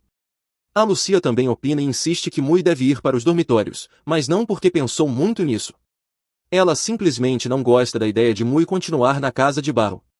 Naquela noite, Barro vai ao escritório de Lucy para ouvir sua opinião sobre o assunto. E logicamente, Lucy concorda que os dormitórios fazem sentido, embora tenha certeza de que Barro tem seus motivos para se preocupar tanto. Nesse momento, Facel entra para entregar um relatório para Lucy, já que está ali, Lucy decide perguntar também a opinião dela sobre os dormitórios. Facel diz que não há absolutamente nenhuma razão para não ficar nos dormitórios, pela praticidade, mas está curiosa sobre por que Lucy e Barro estão discutindo isso agora. Lucy lembra Facel sobre Mui, a garota que em breve entrará no Instituto de Magia, e Facel se recorda dela, já que talvez venha a ser sua instrutora. Barro fica confuso e pergunta o que ela quer dizer. Lucy explica que o instituto está atualmente com falta de professores. Então Facel foi nomeada instrutora graças ao seu talento excepcional. Facel fica bastante satisfeita consigo mesma e Barro sente orgulho de quão impressionante ela é, mas ainda precisa resolver sua questão com Mui. De repente, Barro se levanta e sai, pois tem muito em que pensar. Ele tem se esforçado ao máximo para dar uma boa vida a Mui como seu guardião e ficou feliz quando ela decidiu morar com ele. Mas também percebeu o quanto ela ficou empolgada ao ver os dormitórios, então entende qual é a escolha certa. Pouco depois, Barro retorna para casa com uma sacola de compras, e no momento em que a coloca no chão, Mui pergunta se ele pode ajudá-la com algo. Ela tem escutado um barulho estranho vindo da cômoda já faz um tempo e não consegue descobrir o que é. Barro decide verificar, se abaixa para escutar atentamente e há mesmo um som vindo dali. Ele levanta a cômoda e a move para o lado para ver o que está causando o barulho. Surpreendentemente, ele descobre um buraco na parede. Alguns momentos depois, alguns ratos disparam dali, e Nevi não se incomoda muito, já que conviveu com ratos a vida toda. Mas Baron, por outro lado, entra imediatamente em modo de combate, decidido a acabar com os ratos. Ele consegue expulsar um para fora, mas os outros dois são espertos e correm para debaixo da mesa, tornando impossível para Baron acertá-los com a vassoura. Rapidamente, Baron improvisa, tirando a camisa para tentar capturá-los, mas os ratos conseguem desviar de todos os seus ataques. Eventualmente, Baron perde a paciência e vira a mesa inteira, esmagando um dos ratos embaixo dela, restando apenas mais um para lidar. Ele o persegue até o banheiro, onde o rato começa a correr em volta da banheira, forçando Baron a tentar pegá-lo com as mãos nuas. Se fosse um humano, Baron o pegaria facilmente, mas como é um rato, ele não consegue prever seus movimentos e continua errando. O rato o evita com facilidade e até escala seu braço para escapar. Mas justo quando está prestes a fugir, Mui bloqueia o caminho criando uma pequena chama. Isso assusta o rato o suficiente para fazê-lo recuar, e essa breve hesitação é o que Baron precisa para pegá-lo no ar. Agora, o último rato foi capturado com sucesso, e Baron fica impressionado que Mui o tenha ajudado, mesmo não se incomodando com ratos. Depois disso, Baron pega um repelente emprestado de um vizinho para evitar que os ratos voltem, e então volta para a cozinha para começar a preparar o jantar. Ele começa a perceber que talvez Mui não seja tão distante quanto ele pensava inicialmente. Ela pediu ajuda a ele quando ouviu um barulho e até ajudou a capturar o rato, mesmo tendo dito antes que isso não importava. Se ela é capaz de cooperar dessa forma, talvez ele não precise se preocupar com sua adaptação à vida no dormitório. Nesse momento, Mui entra na cozinha e Baro a informa que o jantar ainda vai demorar um pouco. Mas então, inesperadamente, Mui se oferece para ajudar Barro a preparar a refeição, o que o deixa feliz, pois significa que ela está começando a se sentir confortável perto dele. Pouco tempo depois, Mui e Barro se sentam para jantar, e Barro agradece pela ajuda. Ela diz que não foi nada, mas que pretende melhorar suas habilidades culinárias para poder preparar o jantar sozinha em breve. Baro fica um pouco confuso, já que o dormitório da escola fornece todas as refeições, mas Mui diz que não quer se mudar para os dormitórios. Ela prefere continuar morando com Baro e ir de casa até a escola todos os dias. Baro tenta convencê-la de que seria mais prático morar no dormitório, mas Mui já tomou sua decisão. Baro a trata com tanta gentileza que ela quer retribuir de alguma forma, então pretende ajudá-lo sempre que puder. Baro fica sinceramente comovido ao perceber o quanto Mui o valoriza, e por isso concorda em deixá-la continuar morando com ele, se esse for realmente o desejo dela. Vários dias depois, após mais um longo dia nos campos de treinamento, a Lucia se aproxima de Baro com um olhar que deixa claro que não está ali para a conversa fiada. Sem rodeios, ela afirma que a roupa dele simplesmente não serve mais. Uma delegação de alto escalão do Reino de Sen está prestes a chegar, e os cavaleiros foram oficialmente designados para garantir a segurança dos emissários durante as conversas diplomáticas. Baro imagina que isso provavelmente significa que membros da igreja de Senite também aparecerão, e teme encontrar mais encrenqueiros como Rivius. Mas Emlitz o tranquiliza, dizendo que essas visitas geralmente envolvem figuras importantes do governo e membros da realeza dos dois reinos. Diante disso, a Lucia decidiu que Barro deve ser formalmente apresentado às duas famílias reais. Kieren e Ingletz concordam imediatamente, dizendo que seria uma ótima oportunidade para Barro construir uma reputação em múltiplos países.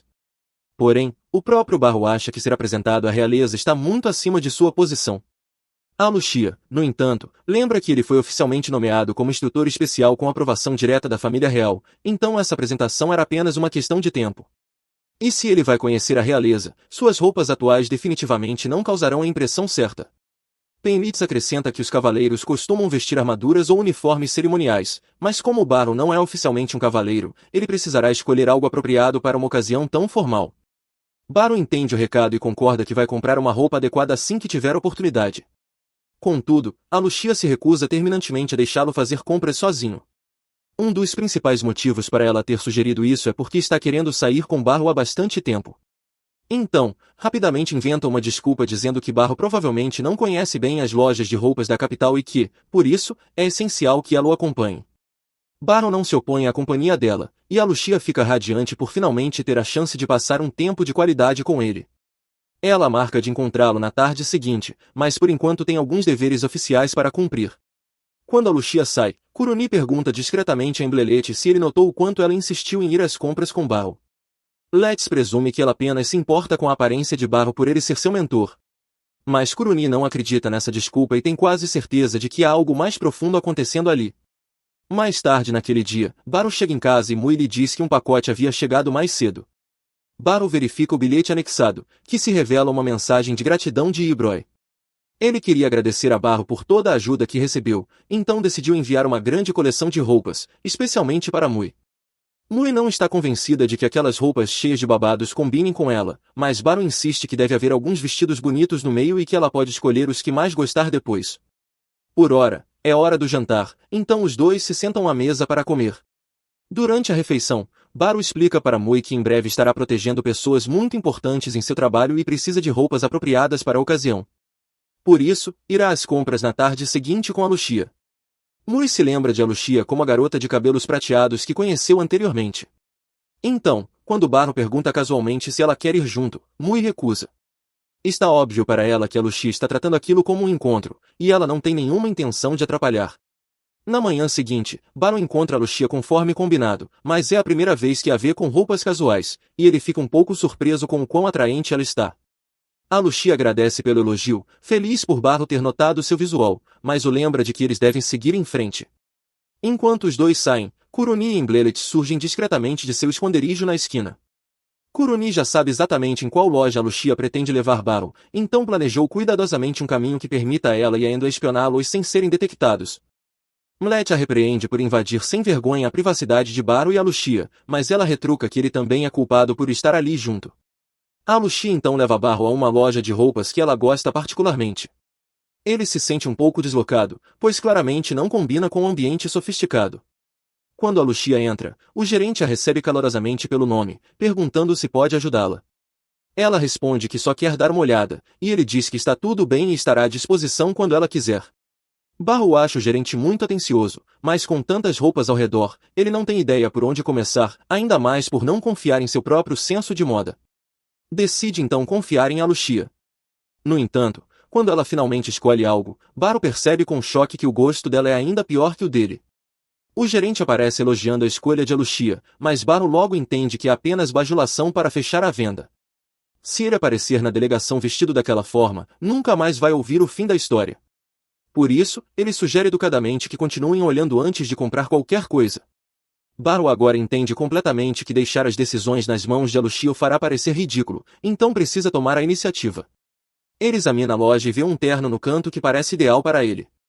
A Lucia reclama que é simples demais para seu gosto, mas algo básico e arrumado é exatamente o que Barro procura, sem contar que parece confortável. A Lucia continua não convencida, mas no fim das contas a escolha é dele, e se é isso que ele quer, ela respeita. Ela pede ao gerente para reservar o traje por enquanto, já que querem visitar outras lojas antes de decidir. Sinceramente, Barro já teria comprado o terno ali mesmo, mas como a Lucia está se esforçando para ajudá-lo, ele não quer ignorar a opinião dela.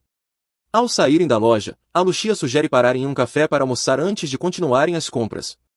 Enquanto isso, Kurumi e Enditz ainda estão espiando de longe, e Kurumi já está completamente envolvido na aventura romântica de Lucia. A Lucia leva Barro a seu restaurante favorito do bairro. Embora seja mais sofisticado do que Barro está acostumado, ele não se importa de experimentar algo novo. Logo o almoço é servido, e tudo está se encaixando perfeitamente para Lucia. Compras seguidas de uma refeição em um café elegante definitivamente se qualificam como um encontro, fazendo o coração dela disparar de emoção. Enquanto isso, Kurumi e Nitz estão em uma mesa próxima, surpresos por nunca terem visto a Lucia tão feliz antes. Kurumi acha que é por ela estar com Barro, mas Nitz comenta que, se comprar e comer juntos já conta como encontro, então tecnicamente ele e Kurumi estão em um encontro também. Mais tarde naquele dia, Barro e a Lucia voltam da aventura de compras. Barro pede desculpas, pois apesar de a Lucia tê-lo levado a tantas lojas, ele acabou comprando o traje da primeira. A Lucia diz que não é grande coisa, desde que ele esteja satisfeito. E além disso, o dia foi extremamente divertido para ela. Eles se despedem, e a Lucia fica apenas parada, observando Barro se afastar. Embleletz e Kurumi ainda espiam de um canto, mas Enlitz tem várias perguntas sem resposta e decide falar diretamente com a Lucia. Primeiro, ele se desculpa por basicamente tê-la seguido o dia inteiro, mas ela garante que não se incomoda, já que não fez nada de que se arrependa. Com isso resolvido, Enlitz diz que tem uma pergunta para ela. Após a Lucia concordar, ele pergunta como ela realmente se sente em relação a Barro. No dia seguinte, Kurumi se aproxima de Embleletz no campo de treinamento e se desculpa por ontem, já que, quando ele saiu do esconderijo, ela entrou em pânico e o deixou para trás. Embleletz diz que está tudo bem, e para tranquilizá-la, ele propositalmente evitou mencionar a participação dela para Lucia. Mas isso só faz Kurumi se sentir ainda mais culpada, já que foi ela quem arrastou Embleletz para essa situação em primeiro lugar. Nesse momento, a Lucia aparece e Enlitz a cumprimenta normalmente. Mas Kurumi ainda se sente desconfortável, então se afasta lentamente e diz que vai praticar técnicas com a espada. Enlitz se lembra do que aconteceu no dia anterior, quando perguntou o que a Lucia realmente pensa de Barro. Ela apenas respondeu que quer fazê-lo feliz, e desde então Enlitz tem refletido sobre o que exatamente isso significa. De repente, a Lucia interrompe seus pensamentos e pede desculpas, dizendo que pretende usar o salão de treinamento por um tempo. Enlitz pergunta o motivo, e ela explica que, quando Barro chegar, vai desafiá-lo para uma luta. Embleletz fica chocado com a notícia, mas a Lucia justifica dizendo que ver Barro enfrentando diretamente a comandante dos cavaleiros vai aumentar a confiança de todos nele. Embleletz entende, já que mesmo uma derrota seria uma prova de que Barro é plenamente capaz como instrutor. No entanto, Enlitz não consegue deixar de questionar em voz alta se esse é realmente o único motivo por trás do desafio. A Lucia admite que, caso saia vitoriosa, pretende revelar um de seus desejos pessoais a Barro, mas não conta mais do que isso. Educadamente, ela se despede para ir se preparar. Assim que a Lucia sai, Kurumi volta para Enditz, curiosa sobre o que ele e a Lucia conversaram. Enditz a informa sobre os planos de a Lucia, desafiar Barro assim que ele chegar e, se vencer, confessar um de seus desejos. Kurumi entra em pânico, pois isso só pode significar que a Lucia quer confessar seus sentimentos a Baru. Pensando bem, faz sentido, especialmente considerando quão feliz ela estava no dia anterior. Ambos concordam que a Lucia é incrivelmente atraente e tem uma personalidade encantadora, então qualquer homem ficaria emocionado com uma confissão vinda dela. Ainda assim, é impossível prever como as coisas se desenrolarão.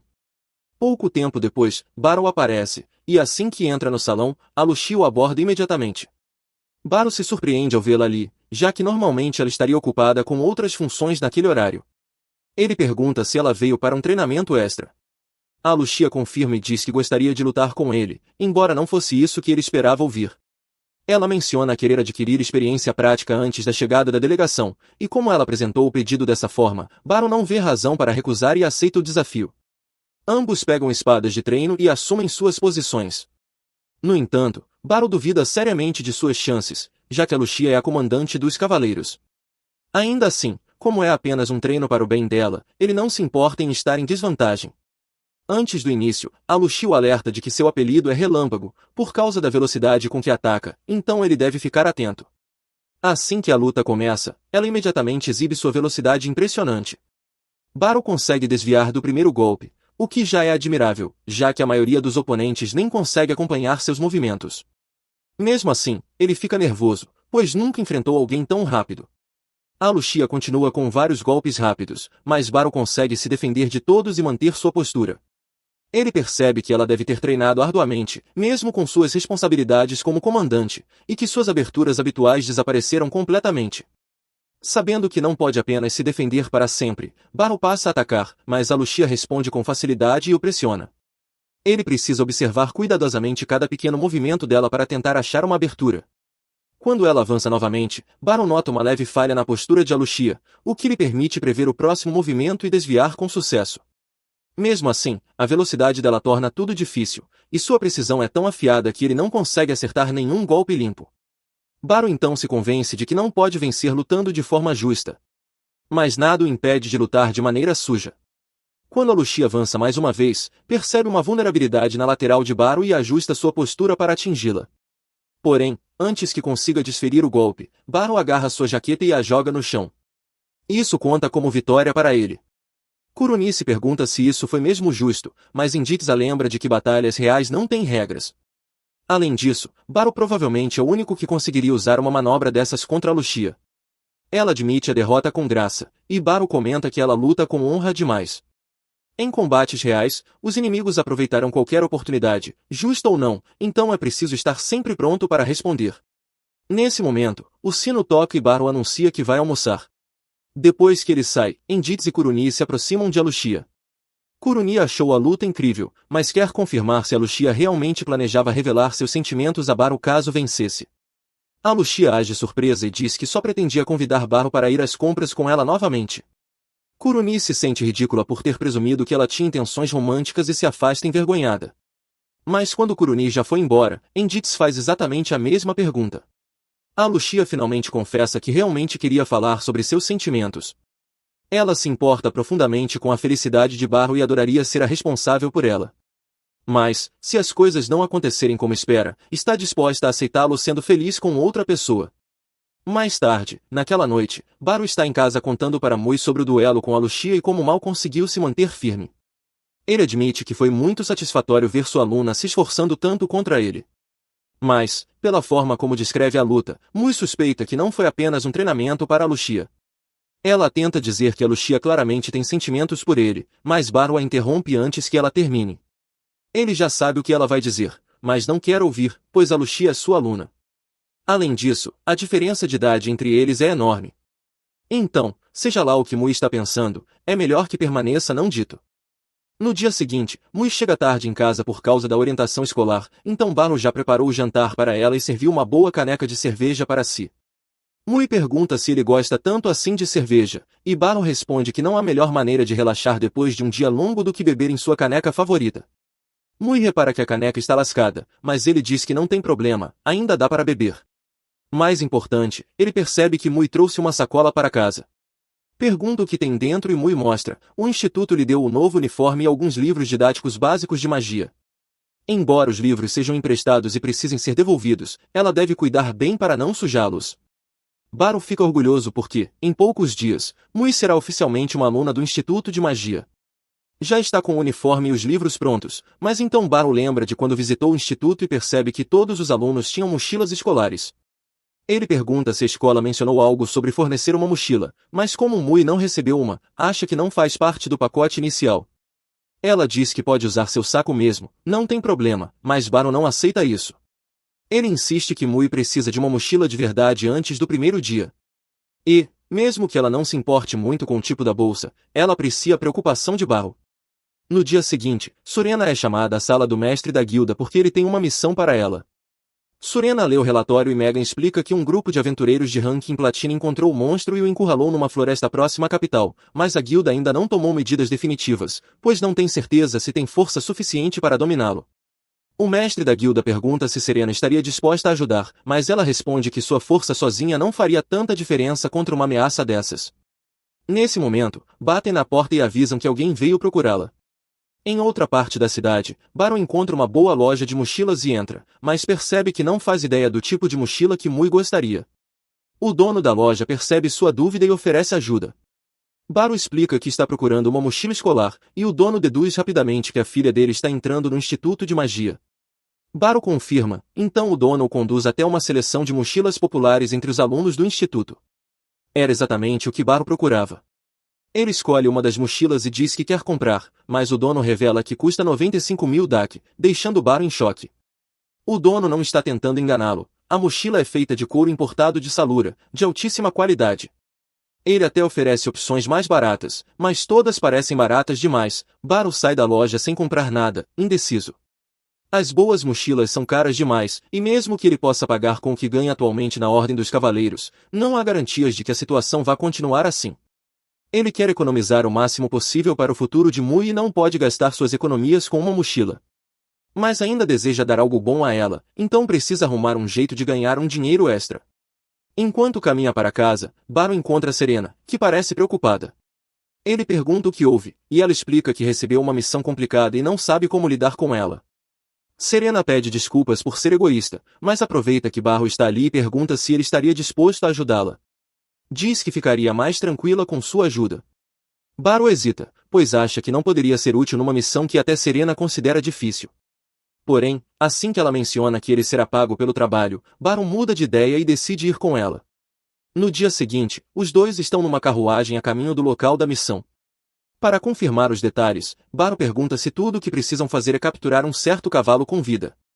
Serena confirma e explica que o animal será oferecido à família real de 100 como presente, quando chegarem em missão diplomática.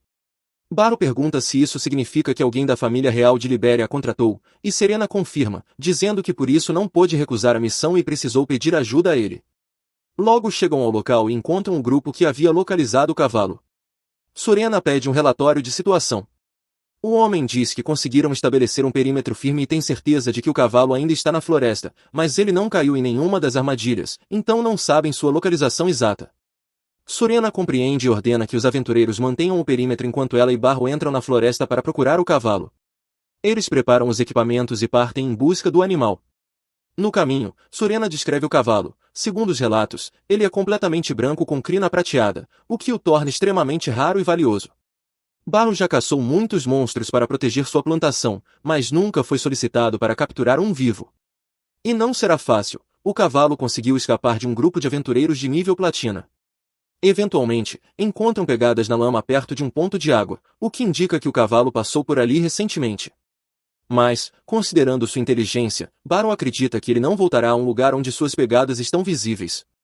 Isso significa que aparecerá no outro ponto de água, do outro lado da floresta, na próxima vez que sentir sede. Então, os dois decidem montar uma emboscada naquele local. Eles começam a seguir para o segundo poço d'água. No caminho, Serena pergunta a Baru se a convivência com Mui está indo bem. Baru fica surpreso com a pergunta repentina, mas responde que seu relacionamento com Mui está bem melhor do que costumava ser. Pelo menos essa é a impressão que ele tem, embora nunca consiga realmente saber o que ela está pensando. Serena fica surpresa ao saber que Baru está tendo dificuldades, já que ele tem muita experiência lidando com crianças em seu dojo. Mas treinar uma criança para lutar e ser uma figura paterna são coisas completamente diferentes. Eventualmente, eles chegam ao poço. Serena então diz a Baru que, Quando o cavalo aparecer, ela vai se posicionar atrás dele e Barro deve se colocar na frente para bloquear seu caminho. Depois disso, ela vai disparar uma flecha. Como os cavalos têm medo de ataques por trás, ele deve se assustar e correr em linha reta, onde Barro terá uma rede pronta para capturá-lo. Parece um bom plano. Mas, se o cavalo vai ser dado de presente, Barro se preocupa com a possibilidade de a flecha deixar uma cicatriz. No entanto, Sorena já havia pensado nisso e trouxe flechas especiais com pontas cobertas de pano, sem risco de ferir o animal. Com tudo pronto, eles se separam e aguardam o cavalo. Logo, o cavalo aparece para beber água. É a primeira vez que Barro o vê de perto e fica maravilhado com sua beleza. Sorena começa a se arrastar até ficar atrás do cavalo, enquanto Barro vai silenciosamente para a frente. Quando ambos estão posicionados, Sorena atira no traseiro do cavalo com a flecha, e ele, assustado, corre diretamente para Barro. Contudo, antes que ele pudesse capturá-lo com a rede, o cavalo salta por cima dele e continua correndo. Sorena pede que Barro continue a perseguição, e ele, de alguma forma, consegue correr mais rápido que o cavalo em disparada e se posiciona novamente na frente com a rede. Mas, ao lançar a rede, o cavalo consegue desviar. Sem opções, Barro decide pular nas costas do animal para tentar detê-lo manualmente. Infelizmente, ele nunca montou um cavalo antes e imediatamente cai. O cavalo então fica parado, quase como se estivesse zombando do fracasso de Barro. Quando Sorena tenta laçá-lo, o cavalo desvia da corda e foge novamente. Eles continuam a perseguição até conseguirem encurralá-lo num desfiladeiro. Sorena diz a Barro que vai correr na frente para assustar o cavalo e fazê-lo correr em direção a ele, assim ele poderá capturá-lo. No entanto, o cavalo faz algo totalmente inesperado e salta sobre uma torre rochosa próxima. O cavalo parece orgulhoso de si mesmo por ter escapado mais uma vez, mas, segundos depois, a rocha começa a desmoronar. Barro não pode deixá-lo cair para a morte, então pula junto com ele, e os dois acabam na base do penhasco. O cavalo entra em pânico por não querer ser capturado, mas Barro diz que não há como ele capturá-lo ali, pois ambos estão presos. Sem chance de escalar o penhasco, e com o cavalo também incapaz de subir, eles precisam chegar ao outro lado do riacho. Barro considera nadar, mas logo percebe que seria uma péssima ideia. Então, saca sua espada e, com um único golpe, derruba uma árvore próxima, criando uma ponte improvisada. Enquanto atravessam a ponte improvisada, Barro perde o equilíbrio e quase cai no riacho, mas o cavalo segura a tempo. Barro agradece por isso e os dois parecem ter criado um laço. Quando Sorena finalmente chega, não há mais necessidade de capturar o cavalo. Eles o levam de volta à cidade, e o mestre da guilda agradece profundamente a Barro, já que pedidos como esse podem decidir o futuro de uma guilda. Como prometido, Barro recebe uma boa quantia em dinheiro como recompensa. Com isso resolvido, eles seguem seus caminhos. Com o dinheiro da recompensa, Barro compra a bolsa para Mui, mas ao chegar em casa, não a encontra. Presume que ela saiu para fazer compras. Pouco depois, Mui retorna e fica surpresa ao ver que Barro realmente comprou uma bolsa para ela. Ela tinha dito que não precisava, mas ter uma bolsa bonita só dela é algo muito legal. Mui agradece pelo presente e diz que também tem algo para ele. Ela mostra a Barro uma nova caneca de cerâmica para substituir a antiga que havia lascado. E, para deixar bem claro, ela afirma que não roubou, conseguiu um emprego graças a Sorena e trabalhou duro para juntar dinheiro e comprá-la. Ao ouvir isso, Barro finalmente entende por que Sorena falou tanto de Mui naquele dia. Mui pede para ele experimentar e, para sua surpresa, a cerveja tem um gosto completamente diferente em comparação com a caneca de madeira. Mui ouviu dizer que a cerveja fica muito melhor quando bebida em caneca de cerâmica. Ela sabe o quanto Barro gosta de sua cerveja e achou que seria bom se ele pudesse apreciá-la ainda mais. Para isso, ela lavou pratos por alguns dias até conseguir comprar o presente. Barro fica tão tocado com a consideração de Mui que se emociona até as lágrimas. Na manhã seguinte, é o primeiro dia de aula de Mui. Depois de se arrumar, ela e Barro saem de casa. Mui diz que ele não precisava acompanhá-la, mas como é o primeiro dia, ele queria vê-la partir. A carruagem da escola chega logo depois, e Mui entra. Barro deseja um bom dia e segue para o trabalho no salão de treinamento. Karumi percebe que ele está mais feliz do que o normal e pergunta se algo de bom aconteceu. Nesse momento, Lucy aparece com um pedido. Ela informa que o comandante e o vice-comandante da Ordem da Espinha chegaram e que ela e Emmett irão se encontrar com eles em breve. Lucy espera que Barro os acompanhe. Barro não tem um motivo direto para participar da reunião, mas com tudo o que aconteceu com Sim até agora, ele acredita ser melhor manter os olhos neles. E então, aceita participar. Para sua surpresa, ao chegar à sala de reuniões, descobre que a capitã da Ordem da Espinha é uma de suas antigas alunas, Rose. Rose frequentou o dojo de Barro anos atrás, e como ele se lembra, ela possuía uma técnica excepcional com a espada. Por isso, permaneceu no dojo apenas por cerca de 18 meses. Mesmo assim, parece ter um carinho incomum por ele, o que está começando a despertar um leve ciúmes em Alucia. Baro fica impressionado ao saber que Rose foi escolhida como nova vice-capitã dos Cavaleiros de Sen, mas Alucia fica intrigada com o que aconteceu com Inis, o vice-capitão anterior, já que a substituição foi repentina. No entanto, esse assunto parece delicado para PTOA, que se esquiva dizendo não ter tempo para explicar. De todo modo, o objetivo do encontro não é apenas conversar, mas preparar Rose para se familiarizar com o reino de Baltrem antes da chegada da comitiva oficial. Ela nunca esteve no reino antes, então passarão alguns dias explorando a cidade e seus possíveis perigos. Alucia sugere designar um cavaleiro para guiá-la, mas Cobb informa que isso não será necessário, para a decepção de Rose, que secretamente esperava que Barrow a acompanhasse. Mais tarde, após o treino, Barrow se prepara para sair à noite, mas assim que passa pelo portão, vê Rose esperando por ele. Ele pergunta se há algo que ela precise, mas Rose responde que só queria conversar um pouco e, se ele estivesse livre, talvez pudessem dar uma volta juntos pela cidade. Sem motivo para recusar, Barrow aceita. Enquanto caminham juntos, vão colocando o papo em dia. Barrow pergunta quando Rose se juntou aos Cavaleiros Sagrados, e ela explica que basicamente se alistou logo após deixar o dojo. Inicialmente, foi recrutada pessoalmente por Gatoga e vem servindo desde então, embora admita que preferia ter tido uns anos mais tranquilos. Barrow entende bem, já que também foi jogado de repente no papel de instrutor especial, embora goste da função atualmente. Rose confessa que sente falta dos velhos tempos, quando treinava com Barrow e fazia orações à divindade, mas ele a lembra gentilmente que ela está indo muito bem agora, afinal, ser vice-capitã é um feito e tanto. Mesmo assim, Rose insiste que não sente que mereça o título. A necessidade era urgente e ela simplesmente estava disponível no momento certo. Eles continuam explorando a cidade e Rose se impressiona com a beleza do lugar, a ponto de brincar que talvez devesse se mudar para lá. Barrow lembra que ela está servindo em outro país, o que tornaria qualquer mudança um tanto complicada. Ainda assim, Rose pergunta de forma divertida se ele a receberia caso ela realmente decidisse se mudar. Barrow reflete brevemente, alguém tão alegre quanto Rose seria uma ótima influência para Mui, mas reconhece que, na prática, seria inviável. Ao anoitecer, Rose diz que precisa voltar e os dois se despedem. Depois disso, Barrow passa na alfaiataria para buscar o novo terno que encomendou e decide vesti-lo ali mesmo, pensando em se acostumar com ele antes do grande evento. A roupa lhe cai muito bem, embora ele ainda esteja um pouco frustrado por ter pago 65.000 dobs por ela. Ao chegar em casa, Mui se surpreende ao vê-lo tão arrumado. Barrow explica que pegou o terno novo e resolveu usá-lo, pedindo a opinião dela. Mui, após o choque inicial, parece pouco interessada, o que faz Barrow se perguntar se o visual ficou estranho, mesmo que não tenha sido isso que ela quis dizer. De qualquer forma, ela anuncia que o jantar está pronto, e ele vai trocar de roupa antes de se juntar a ela. Ao se sentar à mesa, ele fica genuinamente impressionado com o quanto a comida de Mui melhorou. Mudando de assunto, ele pergunta sobre a escola, e Mui diz, já exausta, que está farta.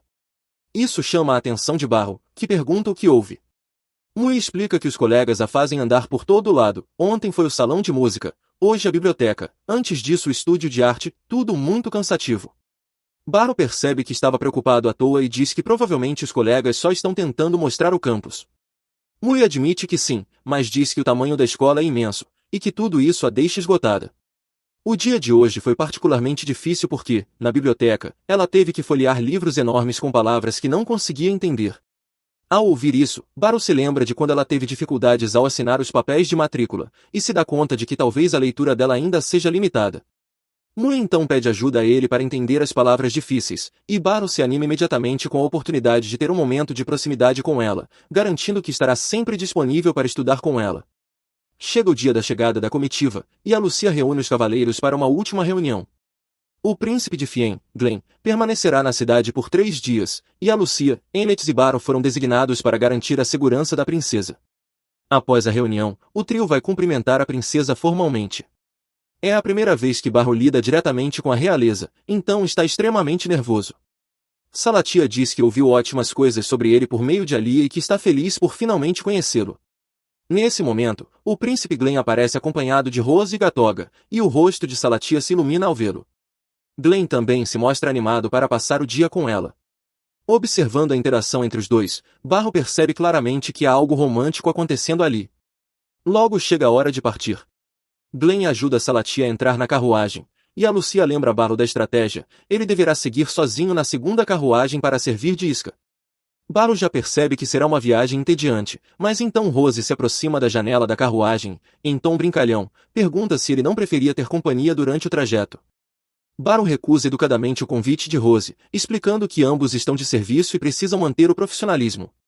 Assim que as carruagens passam pelos portões do castelo, os cavaleiros trabalham com afinco para controlar o tráfego ao longo da rota pré-determinada. No entanto, o príncipe Glenn e a princesa Salatia pedem que as carruagens parem ao avistarem joias deslumbrantes em uma vitrine próxima, desejando examiná-las mais de perto. A Lucia não fica nada satisfeita com a parada não programada tão cedo, mas não há muito que possa fazer, já que se trata de um desejo do casal real. Glenn e Salatia entram na loja para fazer compras enquanto os cavaleiros permanecem atentos do lado de fora. Quando terminam, uma multidão enorme já se formou em frente à loja. Barro fica surpreso com a quantidade de pessoas, mas um dos Zeniths o tranquiliza dizendo que é comum o público se reunir para ver membros da realeza, sendo justamente por isso que tantos cavaleiros foram designados para acompanhar o evento. Assim que o casal retorna à carruagem, Gatova aconselha o príncipe a evitar paradas espontâneas, pois isso atrai atenção indesejada. Glenn, então, se desculpa pelo transtorno causado por seu impulso. Nesse exato momento, Barro nota uma figura sombria se movendo rapidamente entre a multidão. Antes que ele possa identificá-la claramente, a figura desaparece. Ele espera que tenha sido apenas imaginação, embora a experiência o diga que raramente as coisas são tão simples. A comitiva segue para o próximo destino, onde o casal real almoçará. Durante a refeição, Barro se aproxima de Lucia para compartilhar sua preocupação. Ele comenta que, durante a parada anterior, sentiu um olhar ameaçador vindo da multidão, carregado de má intenção. Apesar de não ter confirmação de um possível assassino, achou importante relatar o ocorrido. A Lucia se surpreende, pois havia sido informada de que não haveria riscos significativos nessa visita, mas tanto ela quanto os Zeniths levam o alerta de Barro a sério. Enlet rapidamente reorganiza a posição dos cavaleiros para reforçar a segurança ao redor dos príncipes. O próximo destino é o teatro, onde outra multidão se aglomera, fazendo com que Glenn e Salatia sorriam e acenem. Subitamente, 3 figuras mascaradas surgem da multidão e avançam contra o casal. Os cavaleiros reagem imediatamente, confrontando os agressores para proteger os nobres. Curiosamente, ao interceptar um dos invasores, Barro percebe que o atacante o ignora completamente, correndo direto para outra direção sem sequer tentar enfrentá-lo.